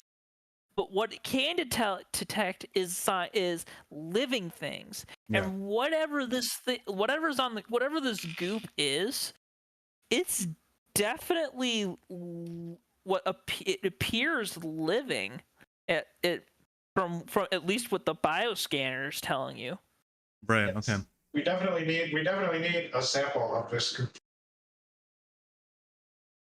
And also, Candy, you look and you're able to maneuver the pen pretty well, all considering. I would just recommend making like a speed roll, just to. Let me see. 34. Hmm? Oh no, I failed. 56. Can you also can you contain some of this stuff somehow? I mean, surely you must be used to taking various samples of all sorts of kinds. I mean, you want to find out what this stuff is. Yeah. Do you Well, have we know do you have some even kind of? people. I've got a bad feeling about this. I must, it doesn't specify on the sheet, but I must have something like a petri dish or like a little tube or something like that I can scoop some goop. Yeah. Goop tube. Because that's my job title. Mhm. The goop scooper. Yeah. Yeah, definitely. So Yeah. I would definitely want to do that to pick some up too, but I want to know who they belong to. Huh? Sorry, I definitely want to scoop some goop, but I also want to find out who this vac suit belonged to. Yeah, so you scoop a good size sample for it. Okay. And definitely this suit is making it difficult to actually be able to maneuver your pen around. Right. To be able to pull it around. If I see she's having an issue, I'm gonna walk up and I've got a crowbar on my utility belt. So I'm gonna take the crowbar out and there's a hook on one end. So I'm gonna just grab it with the hook and like turn it over. Yeah. Yeah, we Okay. all have crowbars. Yeah, we're all excavators. Yeah. So that with that kind of the tug of the crowbar, you're definitely able to pull it. You're definitely able to pull it out so that you can see what it is. Yeah. And clearly, the name tag on the vac suit says Mike. Okay. Well, perhaps it seems we have found our inquiry. I don't know that anyone would survive down here, so perhaps we should get going back. I think something must have happened. We could file a report maybe. You're not worried about Giovanni?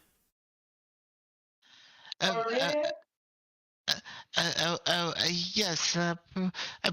Plum forgot. My bad. Yes, I guess we should stay down here. I could see you like furtively looking around while you said that. Yeah. While while you're all talking, the Miss Sonia Sonia's standing there, just kind of looking at her remains. She's like, "What could have caused?" And then she hears she looks at your bioscanner, Raven. Yeah. You have your bioscanner out, right? Yeah, yeah, of She course. looks at it and she's looking at it and she's like, "That can't be right." And she looks at the thing, and of course that's a bioscan. But she also says, "Who's that?" And she points at a dot Yeah. on the bioscanner, but it's not, and it's not, and you can see it clearly in the bioscanner, and it's moving towards you. Right. So I look. I look in the direction of it. Yeah, you look in the direction of it. Yeah. You don't see anything. There. Hey guys. Yeah, I'm gonna tell everybody. I'm gonna say, "Hey guys, look at this." And like with my back to the bioscan, it's probably gonna bite me in the ass. But with my back to the bioscan, I'll show them.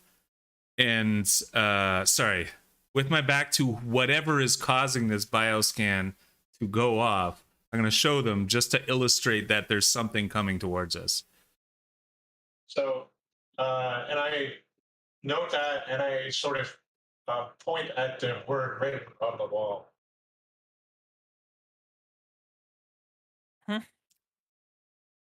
The word that was written with the welder, the Yeah, silence. silence. Light laser cutter. Silence. Yeah. And So you're watching. yeah, so I'll definitely put my finger to the front of my vac suit mask, like I'm saying shh, and make sure everybody sees that, and then just kind of step out of the way, and see what Step out of the happens. way. Yeah. Yeah. So you're just kind of like having your back to where the bioscan is. I was, and now sorry, what's his name? Sam Strigas. Sam Yes. is it has said, oh, he's connected like the word and the bioscan. I'm gonna silently step off to the side and see if this thing is following the sound. Yeah, you can. From what you can see, you're watching the bioscan as you see it on the scanner, and it's hard to actually pinpoint where it is. Like it kind of gives like jolty, very jittery movement because of the how the cave is and the ores and stuff that's around the cave. However, what you notice is that the thing moves. It's stopped. It stopped around probably about 70, 50-ish meters out from you, and it's kind of staying that way, just kind of staying that way. And when you moved and kind of moved it, you could watch it shift just a little bit and then orient, and then just kind of move back. Right. So I also have I have goggles that can sense heat signatures. I'm guessing, like, maybe those would be sort of useful now. Oh, the infrared goggles? Well, it doesn't say infrared, but I'm assuming that's kind of what it is. Heat signatures. Mm-hmm. Yeah, infrared it talks about infrared light, but infrared works with heat signatures as well. Either way, in this play, and you can't. I'm guessing you have the infrared goggles on, and you're trying to look in that direction. Yeah. Yeah, that's right. Okay. So what you see? Do you want to?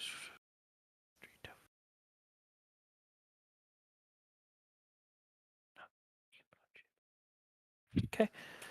So what you notice is you look down the hallway, and you can't see typically anything typically you see just like complete blue. Because there's no infrared light, there's no heat that you can technically see, but you I'm gonna need you to make an intelligence check to be able to if you're able to spot anything out of the ordinary, especially with the distance of how far it is, according to the bioscan at least. That's for JM, right? For Sam. Yeah, I think Sam. Yeah. Sam's Yep. targets.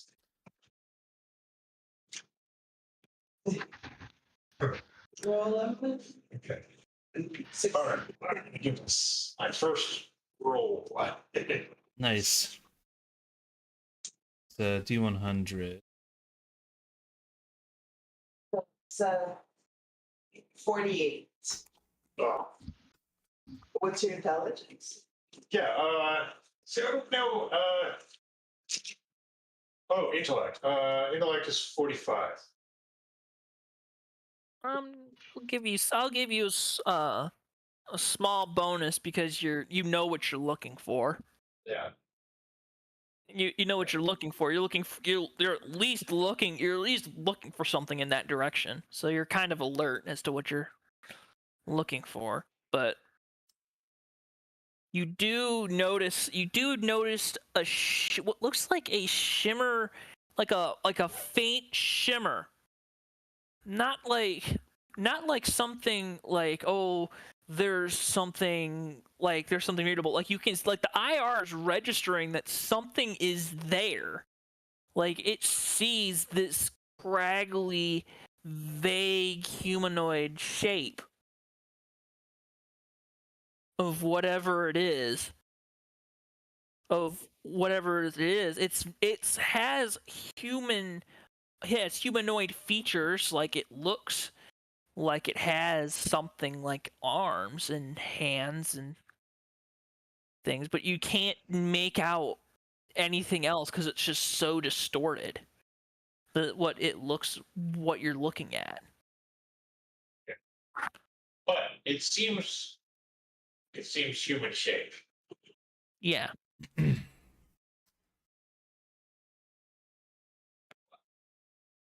What should we do? I'm gonna hold up my short range comm and very very obviously flick it on. But not so that there's man, do they just provide static the whole time that they're on? Or do they have are they like silent running? Probably digital, so they're probably silent. They're silent running. They're digital. Right. All right, so I'm gonna take this, make sure it's on, and then I'm gonna chuck it down the hallway, and then I'm gonna point at Sylvie, and like point at her short range comm. Oh, yes, yes, I have one of those. Yes, certainly could take that out. And then I'll say Yep. shh, shh, shh again. Oh, yes. Best be quiet. Yes. And then I'm motioning for her to like turn it on. Yeah, she does. Yeah. Okay. And then try whispering into it. Well, hello, test 1, 2. Yes, this is a test of the short communication device. Seems to be working on this end. How is it on your end? Yes. Quite right. Yes. Over. And I assume we can hear that from down the hallway. Hopefully, whatever that thing is, I'm thinking hopefully it doesn't understand galactic standard. Yeah.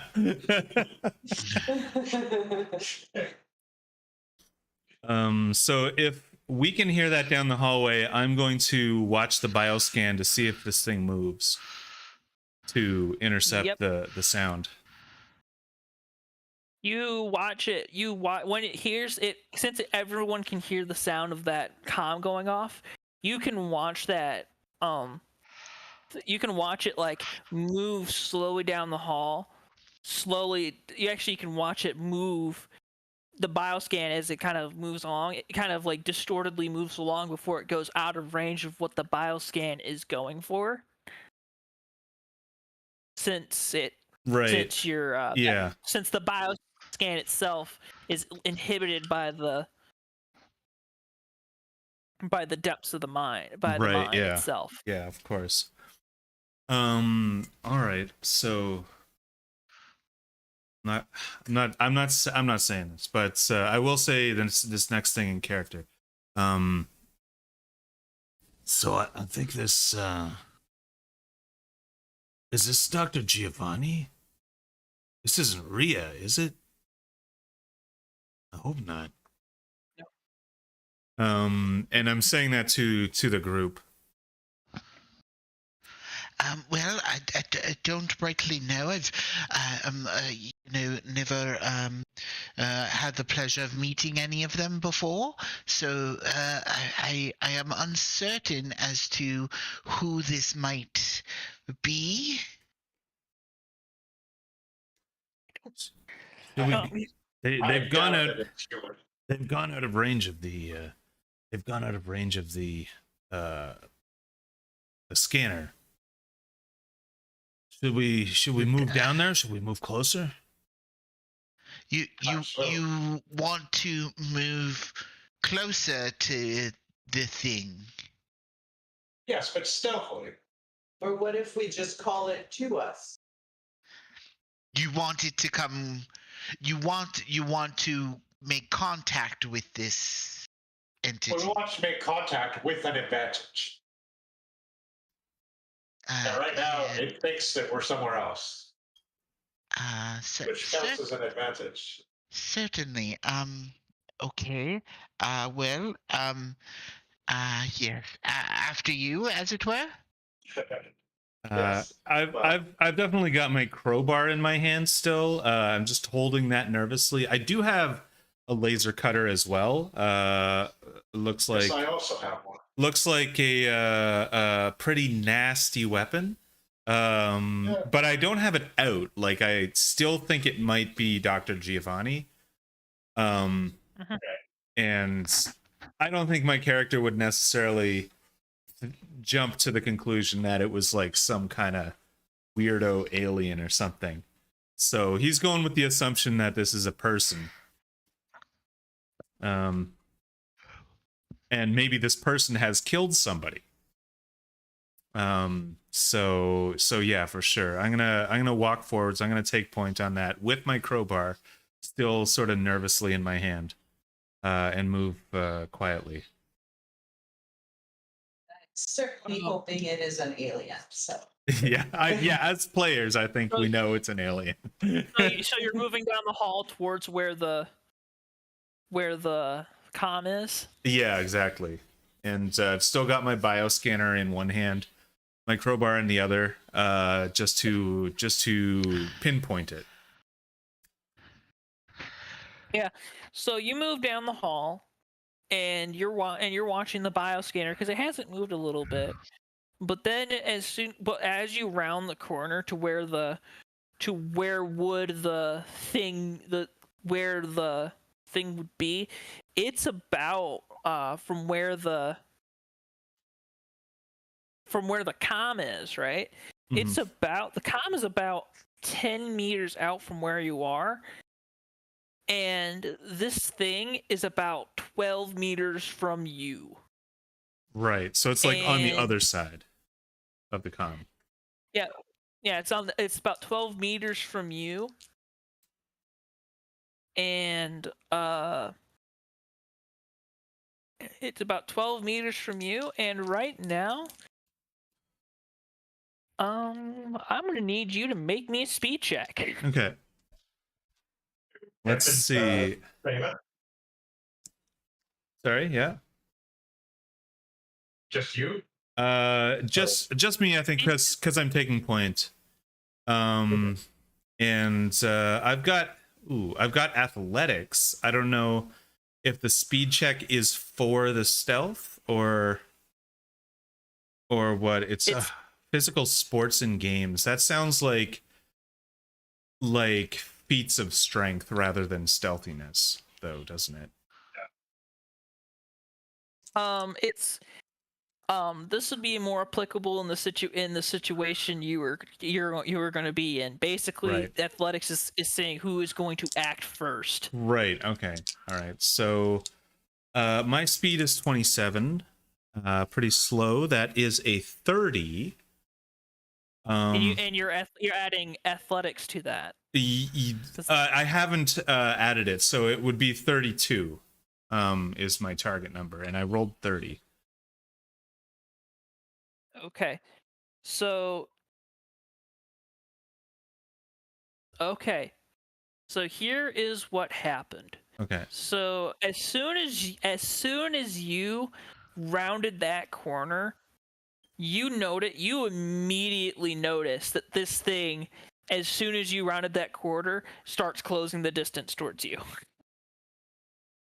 Okay. It is getting the closer. You're like, holy shit! Yeah. As you see this dot start getting closer and closer, really rapidly quicker. And I'm not seeing anything, am I? Like visually. You're not. Visually, you're not seeing anything. You still got your headlamps. You still got your headlamps at full blast. Yeah, and so since the jig is up, I'm gonna say, Dr. Giovanni, is that you? And I'm gonna raise my crowbar as well, to because this guy's scaring me now. Now I think that this is not a person. Yeah.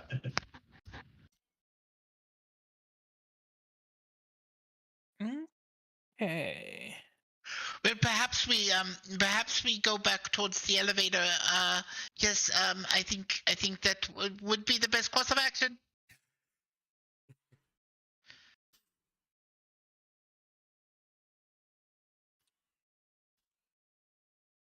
Sounds like we got one vote to go, but well, waiting on this creature's reaction. I need you to make me an armor save, Raven. Okay. All right. So my armor is 35. Doesn't look like I have anything for it. So. But yeah. Backsuit counts for it. You have to roll below a 42. Oh, right. That's right. Okay. So I rolled an 18. Which is pretty damn good. That is pretty good. Give me 1 second because I have to refresh myself a little bit on the combat rules about who wins the situation. But give me 1 second as to armor. Opposed checks, critical fails, turning credits, hit location, damage. How do I attack? Seeds, they roll damage. What about armor saves? I read this. Come on. Where's defenders? Attacker seeds. Wait, there we go. Check for surprise. Take your turn. Fail. Speed check. Take 2 actions. Attacking. Make an opposed check versus armor. Succeed. Roll damage. Miss or fail to inflict damage. Oh, is that supposed to be you rolling against my armor? Yeah, I'm rolling against your armor. I'm trying to figure out how armor saves is going to work. So how I'm going to rule it is I'm going to say it's going to work like a regular save. So I want to roll like a regular thing. Right. So hold on. So it goes through. Okay.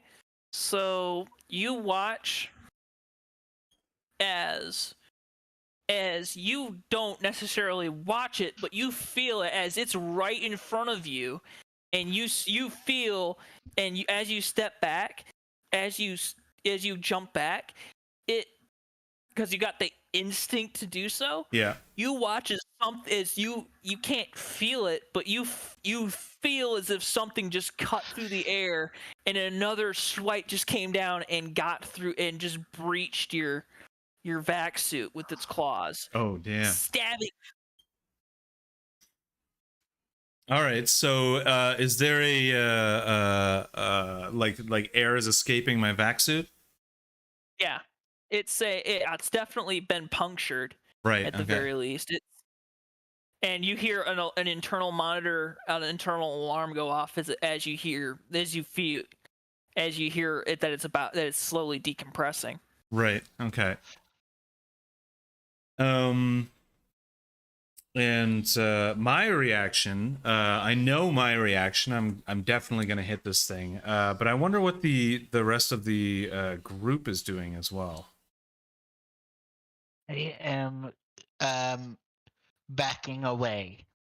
Yeah, it's I fast and don't- we're under I don't attack. I've got my think, laser.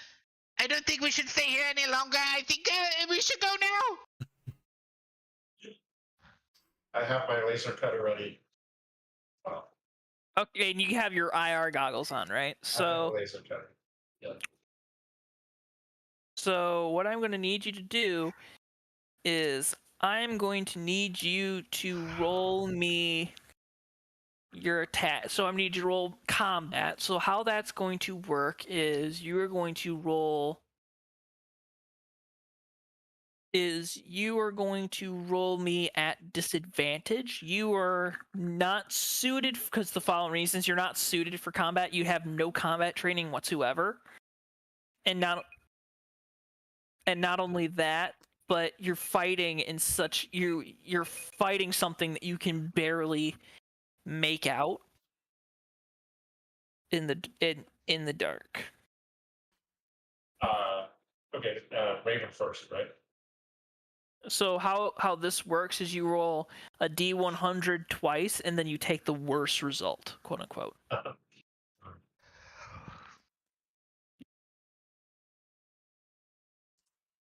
Oh yeah, and I should have gotten I should have gotten disadvantage on my speed check earlier because of my vac suit.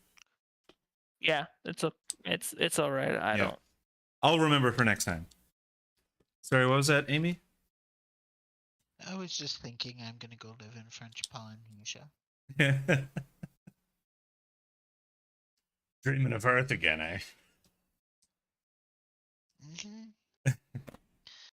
She doesn't want to be here anymore. So how's James' roll?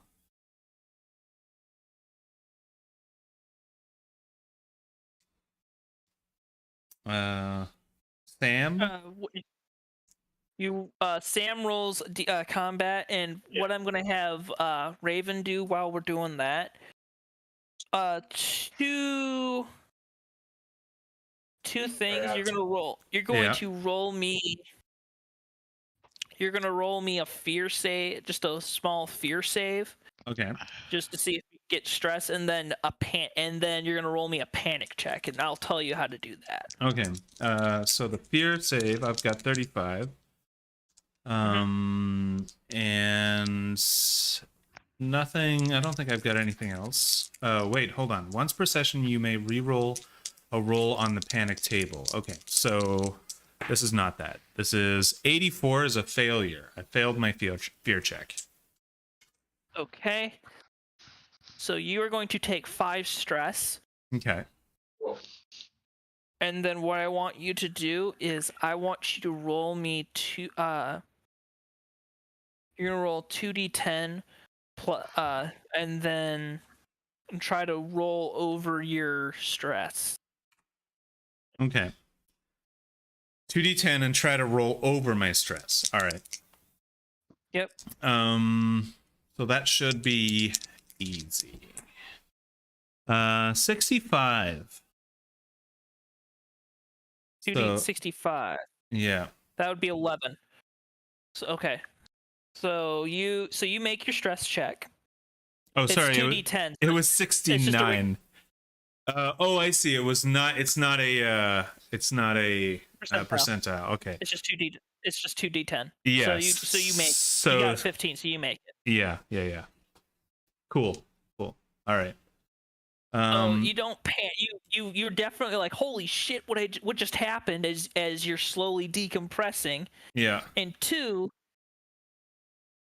you kind of muster down the ability to panic because you're decompressing and you just got hit by something Yeah. that you can't see.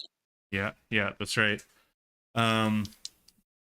So the first thing I'm gonna do in reaction to this thing hitting me is I can't see it. I'm gonna try flicking to the infrared sensor. And I don't know how much time that takes up on my turn. That's just a simple. That's just a simple pull down. Right. Okay. So yeah, for sure. I'll do that then, and pull my laser cutter and start shooting. By the way, everyone who's going to be entering combat, roll for speed check at disadvantage because you're wearing vac suits. Yeah. So I rolled a 30 before. I'm gonna roll it again and see if I get a worse result. And I do. I got a 95. Well, that's a much better result, right? So No, the enemy it's is much going to worse. So they're going to take their turn after you. They're going to take their turn before you. And if anybody else is entering combat, please roll speed check. I have a question. If I want to do so, for one thing, can first aid help Raven's torn suit? First aid will not help a torn suit, as first aid is stabilizing someone. Right. Okay, so I mean, I'm thinking I'm entering combat. I mean, I'm not quite sure how the scores this, but So you're gonna roll. What you're gonna do for combat? What you're gonna do is you're gonna roll a speed check. right. Okay, so that's 2d10, right? Yeah. No, it's a D100, and you're gonna. It's right. percentile. Yeah. So percentile. So, What do I roll to try to convince everyone to run away? 31. 31. I would say that'd be an intellect plus. It'll be an intellect. Can I use my knowledge of human psychology To gain like advantage or whatever? It gives me 10%. Oh, thanks. Gives you 15%, but yeah, you can use it. Okay. I'm gonna try to convince everyone it's time to run away. Okay. That's a failure. Never mind. I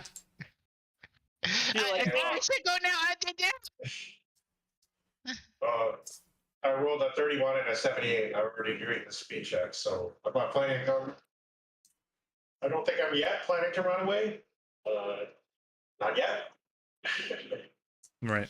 No, the speed check just determines initiative. So the monster already the monster already took. I'm just going to say the monster already took its turn with the attack on Raven. Right. Yeah. So Raven, it's your turn. So you're going to raise your laser cutter and fire.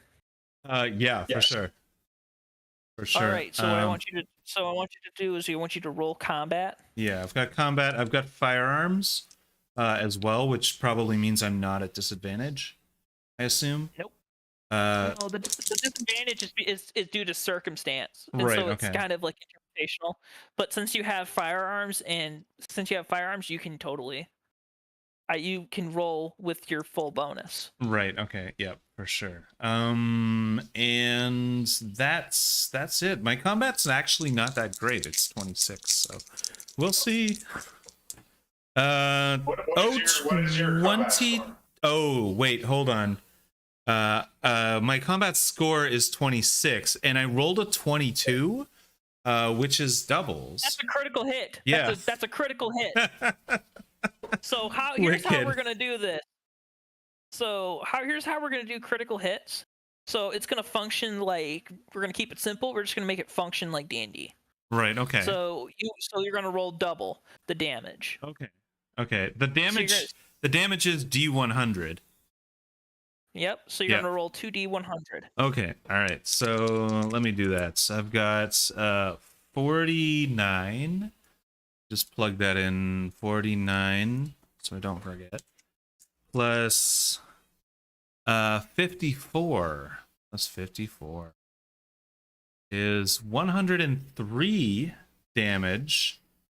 It's a one shot. I have to reload for 1 round. And there's only 6 shots before I lengthy recharge. So I'm gonna mark down that I've minus the save. shot 1 time. Yeah. Okay, so you out of panic basically pull down, flick down your IR, raise up your laser cutter, and just melt off a blast of what looks like a red laser beam that just pierces through and just cuts through something. As you hear a roar of, well, you don't even hear the roar because you're in vacuum. Yeah. But you just sweep it up, and you just hear this mental roar Right. in your head as you feel something thump on the ground. Yeah. And then something go and just brush back past you and knock you to the ground. Oh man. Make a body as you hit it hard. You said a body save? Make a body save to like stay standing, because you just Right, got like yeah. it just basically Ooh. whatever it is, it's making its retreat now. If It's gonna try to make if I have a body stat of 30 and I rolled a 30, is that a save or not? Wait, that's a body stat of 30, and you've made a 30. That's a success. So Okay, you good. managed to. Phew. So it's bigger than you. So you managed to keep your ground, but it's definitely trying to move past you. Yeah. So that just goes. So Mauser, what you doing? Okay, so I rolled a speed check. Yeah, you rolled your speed check. You did your initiative. Now it's your turn in initiative. So you have to make your actions. Okay.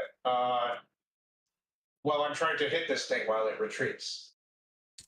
With your laser cutter. With your laser cutter, right? Yes. So does that because it's retreating, does that give me an advantage this time? Because it's retreating, does that give you advantage this turn? Because it's retreating. It is. I'm going to. It's not. It's going to give you an advantage, which cancels out. Which, since it's facing its back towards you and it's not. It's trying to get away. Then I'm going to allow it and say, yeah, that it gets. Okay. That it gets. See what So, we can do here. So I have to roll d10 twice again. No percent. It's just combat, right? Yeah. That he's rolling. Yeah, that would be combat.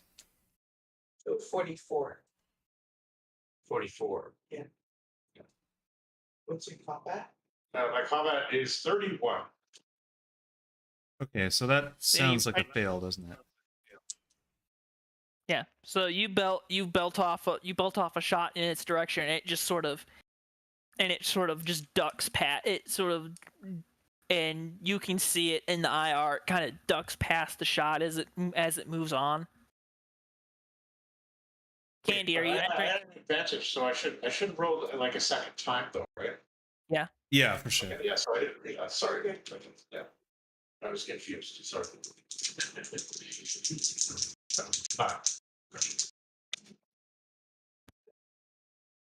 Oh shit! Oh shit! What was He that? just rolled 100. He just rolled 100. That's a critical success. Like a perfect 100. That's a critical Wow. success. What is that? That's a critical what? That's a critical success. Oh wow. Okay. Amazing. Wow. Yeah. Nice. So My rolls roll normally double suck. so roll double damage. Oh, okay. So it's double damage. So damage is what? D10. D100. Yeah. Double damage. Okay. 80. Second And one. and then roll it again.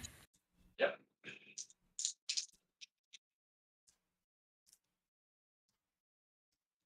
Sorry. It's not probably. I need one of those like 63. 63 and 80. Okay, so 140. Yep. Okay, so you fire off another large shot, and you hear it screech and roar. You hear it, and you just feel you fire off another shot, and then and Raven, you can feel you can watch the laser just pass right by you. Yeah, this thing is And hot. I can feel it through my suit. Yeah. Yeah, and you immediately see this. You can kind of see it as its entrails are now visible. Oh, right. yeah. Damn. And it starts like, and you can watch it like sit there and drop to the ground at this strange alien creature on the ground. Right. Wow. And it's now completely visible. Yeah, because you basically just bisected it in two, so that you just see its organs laying on the ground, and Raven managed to cut into it a fairly good bit through it, Yeah. even managing to cut off its arm. So is its like I'm feeling like its skin has some sort of natural cloaking system or something. Has that worn off now that it's kind of in two? Yeah. Or is it still, Yeah, or is the cloaking still intact and we're just seeing its guts? It's definitely still the cloaking is still intact, because of whatever the material of the skin is. Yeah. But really, it's just bleeding out. It's just bleeding on the ground. Right. Is it yellow goop Not that is bleeding? You definitely see a mixture of yellow goo in its system. But it's like a mixture of like this yellowish goo and some red some red, some blue. It's like a heavy weird mix of all these different colors. It's kind of creating like this weird green pigment. Well, we didn't analyze it yet, but I'm pretty confident that the yellow goop we saw there was made somewhere. Fred Mike. Yeah. And I'm also that guy. I'm gonna turn to the group and ask if anyone's got some duct tape and kind of cover the slash, try and cover it up with my hands. Do I feel like I'm hurt there, by the way? Yeah, you're definitely pretty hurt. You're right. Yeah. How much health do you have? That should be, what's your strength? My strength is 37. Multiplied by 2 is 74. So yeah, it's that claw attack definitely bit into your skin and left a pretty good sized cut on it. Yeah. And you're trying to hold everything in, and it's still decompressing. If you would like to try it like an intellect, like a speed, I'm gonna do this, an average of your speed and intellect roll in your intellect. Yeah. And if you have it, mechanical repair to be able to repair your backs really fast. All right. So that would be about 29 would be the average. So I'm gonna try rolling against that. That is 11. Oh, that's a critical success. Assuming that works on these skills. Okay, perfect. Yeah, you basically managed. I said intellect and speed as an average because you're moving to try and close it as fast as you can with the material that you have. Yeah. And you do it flawlessly. Cool. You Cool. Awesome. you basically move as fast as you can, basically trying to like duct tape it shut and try to hold everything in. Yeah. As you manage to hold everything in, and you manage to do it perfect. You just manage to do it perfectly. Nice. You just have enough oxygen that you can get. You just have enough oxygen that you could probably get to the surface, maybe even a little bit more. Right. All right. I'm gonna take a second though, and I'm gonna take a risk. What I'm gonna do is I'm gonna bind my my back suit's glove with duct tape, just like wrap it up. And I'm going to pat the yellow goop, the sort of blood that's coming out of it. And I'm gonna wipe it on its face so that I can see the contours of its face. Like I'll feel around for its head, and then I'll just kind of wipe the goop on its face. Because I'm gonna have to touch this to bring it up anyways, so I'm kind of testing out to see if it's, you know, poisonous or whatever. Stick or something. Yeah. Yeah. Yep. So you take the goop. You take basically your glove off, and you basically rub it in the goop, right? And then you put it on the face, and you can see its contours. Like, it looks completely alien. Oh, like, right. The alien from what is it, Stranger Things? The Demogorg? Whatever Yeah, it is. yeah, that's right. Yeah. That's what it kind of looks like.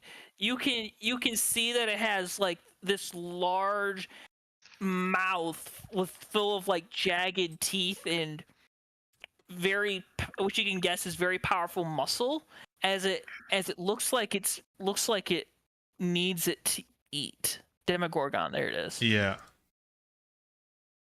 Oh. Having heard all the commotion and looking back, seeing this thing on the ground, her curiosity will get the best of her, and Sylvie will get the well, if it's already incapacitated, well, perhaps you know, it wouldn't hurt to take a little sample back with us.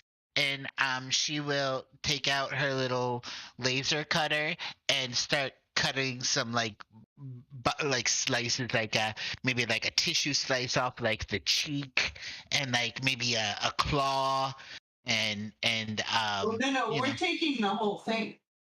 Oh, you're taking the whole thing. Right, Taking the whole thing back. Yeah, I'm gonna Okay. try and do that. I'm gonna try to enlist some help, and we're gonna try. She will help. She will help you. Yeah. Right. Thank Cool. you. Yeah. I thought we were We should. taking pieces. Oh, I agree. We should take it. We should take the whole body back. So basically, you guys are trying to get in there without touching the yellow goop that's there. Yeah. No goop. My suit is pristine, and I want to keep it that way. Okay. She's got like a cloth, and like she holds the cloth and like puts that over the part where the body that she's touching, and carries it like with the cloth in between her and her suit. I take my pen and I dip it in the blue stuff that's oozing out, and then I turn to, hey Sylvie, look at what I got, and I start I just drop what I have towards the elevator. So I take it you guys are you just gonna carry the? Yeah, I'll take it under its. If it's got two arms, I'll take it under its shoulders, and the head side. And if someone can take the legs, that would be cool. Mm-hmm. Yeah. I'll take the legs. Yep. So you guys are carrying it so you guys are carrying it out of the mine shaft and up the mine, which which the entire time Sonia was like, what just happened, and watched this whole thing go down, and she looks down at this thing with like a shocked expression, like, what did we just find? Yeah. What Yeah. is this thing? I don't know. You need tell. to This close up isn't. that mine shaft, That Sonia. Giovanni wasn't that ugly, was he? No, I don't even know what that thing is. No, we don't know what it is, but we killed it. Hopefully there aren't any more because it's Mhm. pretty hostile. Yeah, until we know more about it, you should close up that mine shaft. Yeah, definitely. Yeah, we're gonna be closing down this. We're gonna be closing down this mine shaft, and I'm probably gonna send a notice to corporate about it. And she says with a nod. And what happens is that and as you guys get up to the top of the thing, a lot of the crew, some of the two about Dana and Jerome. Dana was up there kind of pacing back and forth, and so was Jerome. Yeah. And they actually get to hey, they're like, hey, you guys all right? Do you guys know where Morgan went? Oregon. Or what happened? Oregon's gone. And what's that thing? Yeah. We found this thing in there. We killed it. It attacked us. If people are going missing, this thing is invisible. Its skin is still invisible, right? Yeah, it's kind of losing the invisible nature. Like you can see it, begin to start seeing it more clearly. But yeah, it's still there. Yeah, if we got invisible creatures running around, I wonder if these people are being taken away or to a lair or eaten or something, like right in front of you. This is no good.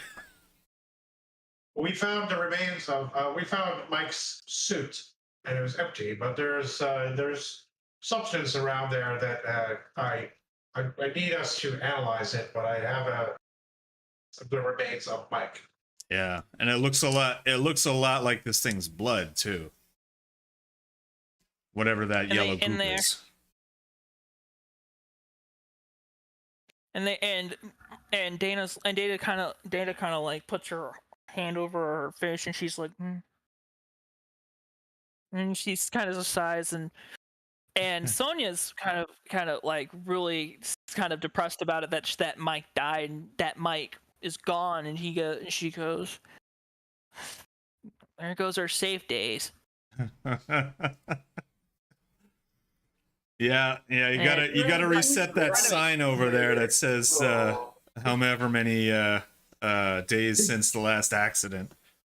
Do we also work for Moorback and Blacksmith Mining Co? Mining Incorporated? Okay. Those are the guys that sent you out. So that's corporate that's gonna get a message. And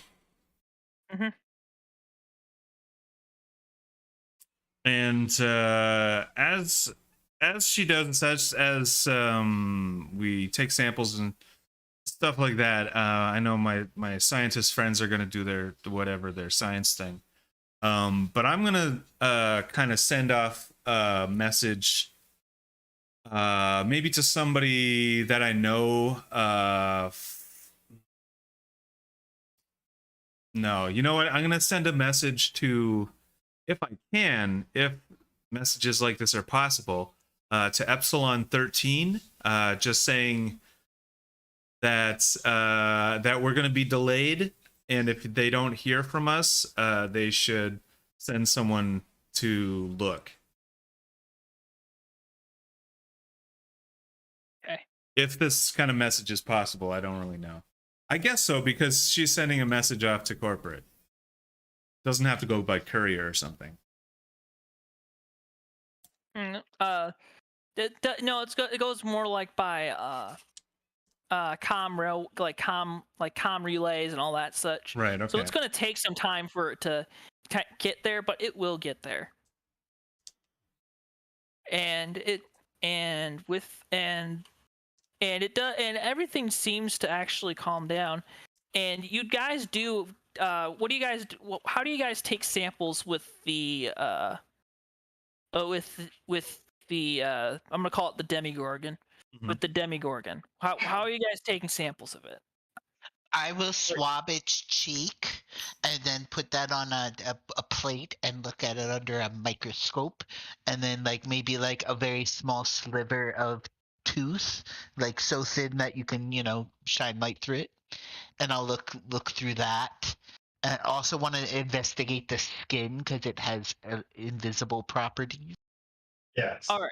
Okay, so everyone who is going to be studying this thing, and I Yes. assume that you're all probably going to be doing this outside of your vac suits, but everyone please do, who is going to be doing this, do the following.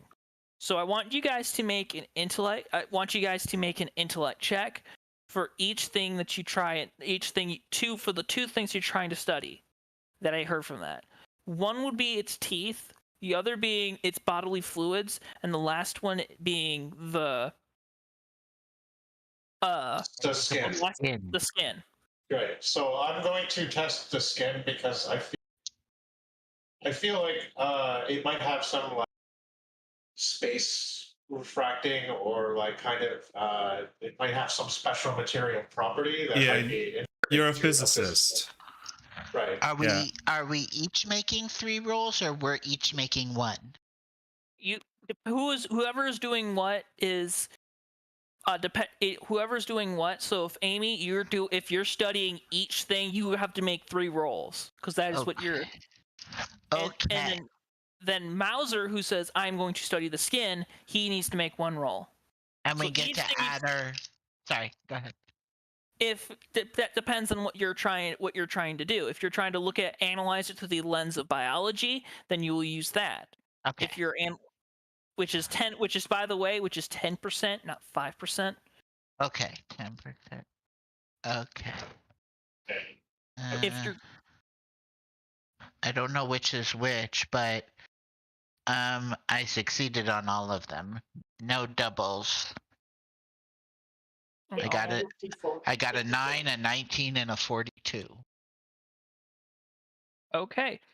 So what you find out with what you discovered is, for starters, the teeth in of themselves are really sharp. Like this thing, like the claws and such are pretty much made of the same material, but they can go through easily a lot of the material that is on vac suits, that it's on battle dress even. This thing is meant to eat things and just gobble them up. In fact, actually, if you took samples, if you actually investigated a little bit further and found that this thing is what's eaten the others as well. VA. Wow.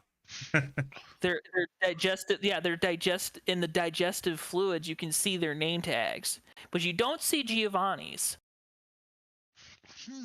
in there. You do notice, and what you do notice, the second part was the fluids. The yellow sludge that you found the yellow sludge that you found, it has very strange properties. Like it functions like a biological organism, like it's like cells and such. But when introducing it to like foreign cells or foreign objects, it will try to interact with it in a very strange way, and you can watch it like try and go in and change the chromosomes, or change the structure of the cell itself, from what you can see. It's like a virus. And the third one is, one, which was the skin, right? Mm-hmm.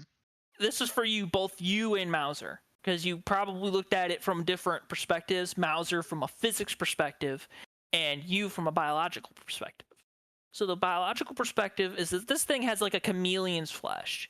It's able to cloak itself, but it's able to cloak itself near perfectly, and not do it in like the slowish amount of time that a chameleon has. Even though they can do it pretty quick and do like these really cool colors with the pigments, the skin, the actual thing is that it moves.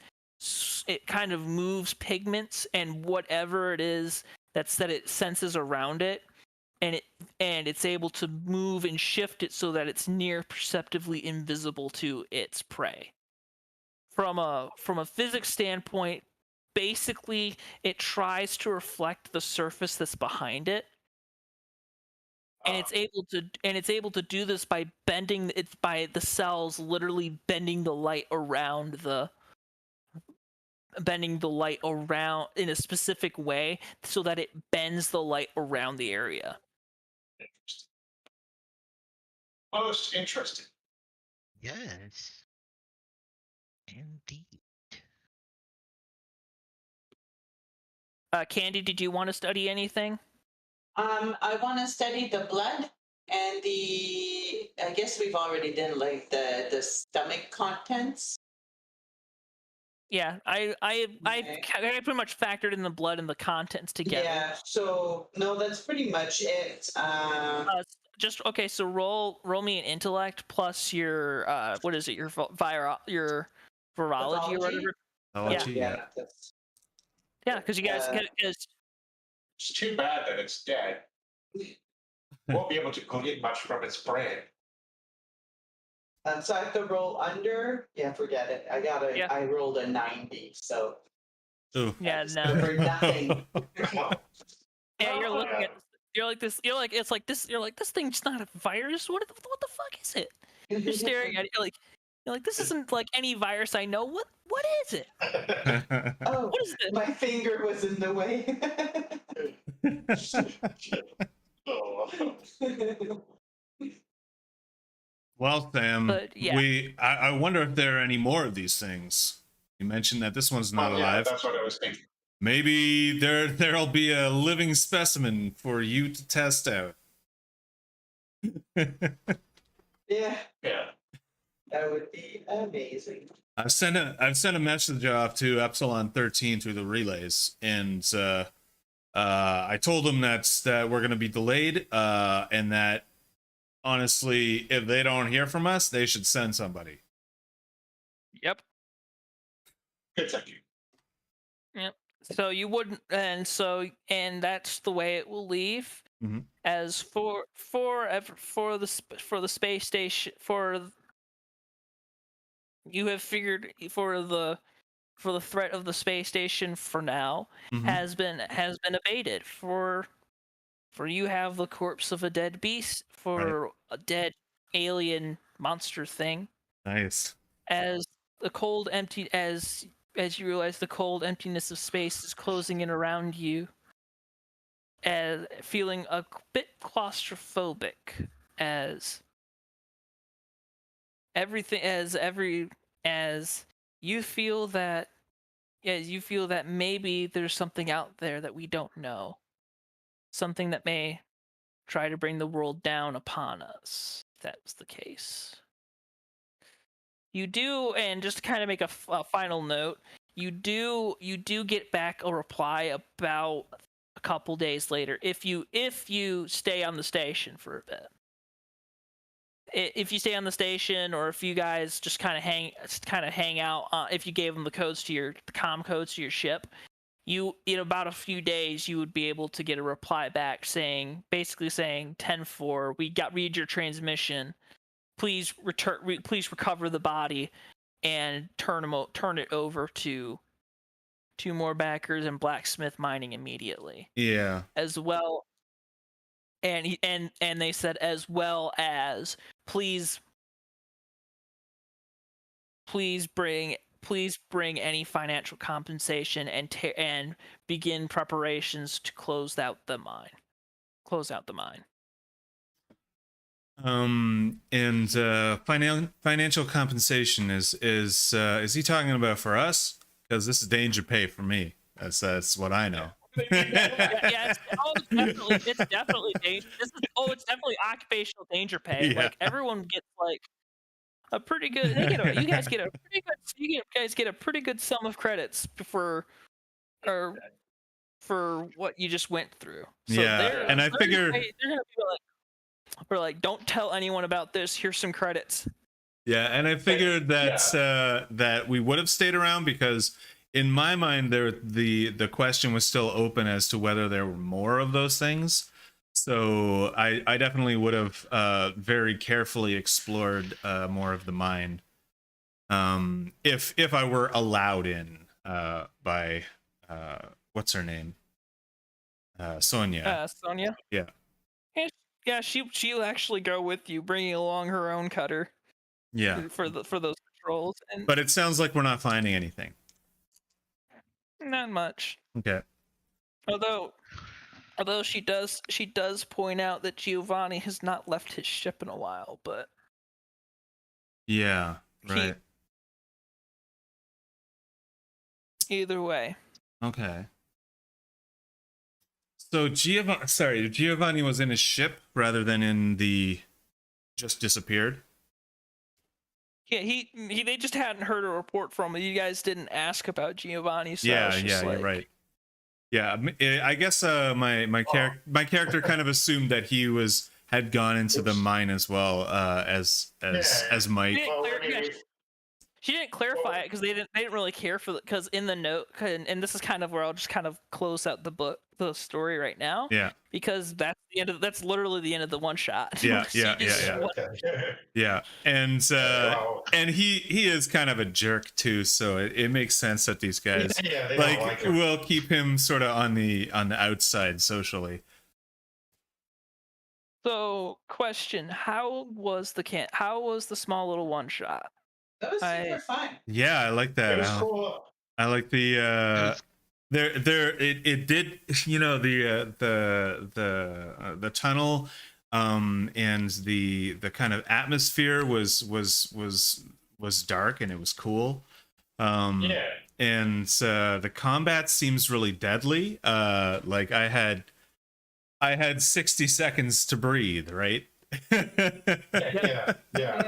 So it seems really deadly. If you're in these like vacuum, you're like anything can rip your suit. So Yeah, and this Demogorgon went down in 2 hits because we have pretty good weapons, right? So You also got really good rolls. yeah, that's Yeah, true. you got a critical. Yeah, 100. I think didn't we both get criticals? I almost did. We both didn't make did. that roll. Yeah. Yeah. Yeah, no, it's good. I like that. I liked it. I mean, I noticed, like, for me, it's hard to it's hard to start something new. Like it always takes me a while to really get into the feeling of it and Right, stuff. yeah. So like at first, I'm just kind of like, and even if I hadn't played like a game in a really long time, it's always like a little bit like I'm not engaged right away. So it takes a little bit of time, but like, by the time we went down into the mine and everything, that it was pretty good. I mean, I didn't really get a handle on the personality of I guess that's normal. Right? Yeah, new character, Yeah. right? Well, it's also the fact that this game is kind of a little bit of a one shot sort of thing. That's kind of the whole point of the thing. So if we were to actually run this again, I would definitely do it.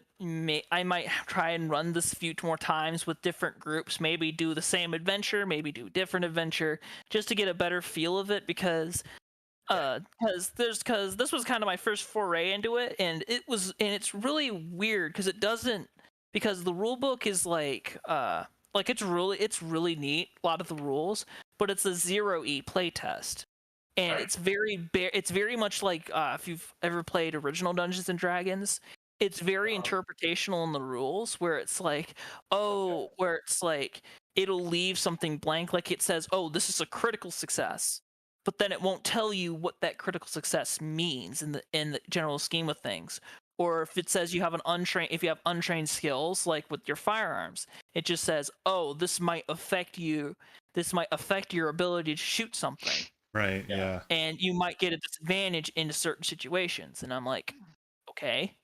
And it has a lot of. You kind of have to just interpret it. Yeah. Yes. It's a weird. It's a cool little system for something as simple as like, oh, just throw something together and go. But at the same time, I want to also compare it to something like Classic Traveler, which is supposedly a simple system-ish because it's only 2d6. Yeah. but comparing it to like Cepheus Quantum and comparing it between here, you can definitely tell the difference, because it's like Cepheus is like you aim above an 8. Same with Traveler. You aim above an 8, you're done. So yeah, and if we were using Deluxe, I know there would be a lot more to combat. There would be like more, modifiers and stuff like that.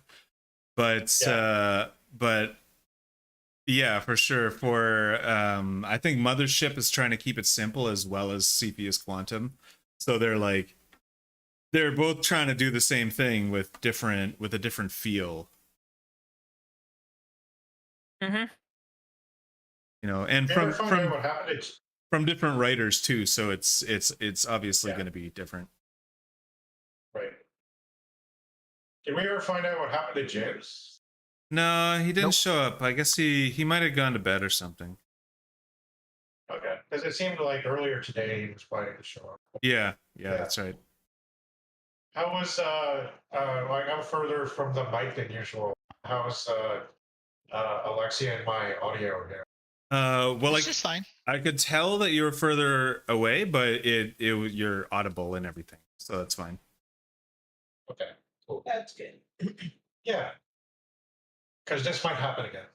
Cool. Cool, nice. All right, so I guess that's it then, eh? Yep, that's pretty much. Cool. All right, so where are we going to be doing Castaways next week then? That's what I'd like to do. Be. Guess so. Yeah, cool. Yeah, the Mouser, I know Mouser. I don't know Sam. Yeah, that's right. When you said your name, Sam Strigus. By the way, I never said this in the game, but Sam was supposed to be female. Oh, right, okay. When you said Sam Strigus, I immediately thought Sturge. Like that was my first reaction. So my picture of this person was like a weird rat-like person, like some skinny kind of leech of a person. But then like they're not like that. No, I don't know what that is. Strigus is a bird.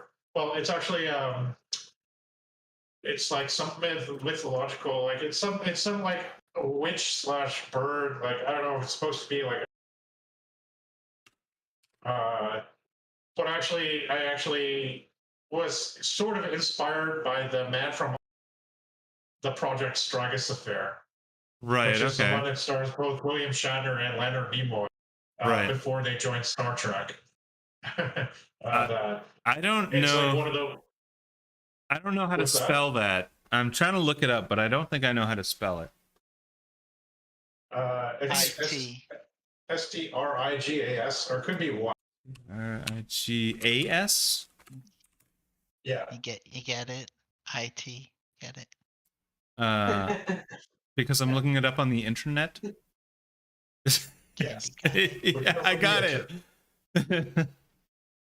Okay. Or maybe it could actually just be Striga or something like that. Like there was something. Yeah, I got something from The Witcher, which does not look like a bird thing at all. Okay, interesting. Yeah, I saw something about it being. It definitely has something to do with like a bird-like thing, but. Right. There's something labeled Romanian witch strigus, which looks like kind of like a swamp witch. Oh. Or something. A swamp witch? That sounds like a horrible sandwich. I mean, I'd try it still, though. I would not. That would be disgusting. It's probably got some like kelp in it. It's gonna have some like tough swamp plants in it. It's gonna have definitely some peat in it. There's gonna be probably some sediment because it's probably made in the swamp. It's gonna be grody. Yeah. I'd still try it. You would. All right. So we'll join back up next week for Cepheus, for Castaways. I love that song. It's every time I see the word or someone says the word, I'm castaway. It's too much. Yeah. All right, so thank you so much, Smiles. That was really fun. That was really cool. Yeah, that was a lot of fun. Yeah, thanks for It was GMing. fun. Mhm. Yeah. It was fun. All right, I'm gonna log Yeah. off. I'll talk to you guys Alright. later. No. Have a good night. No.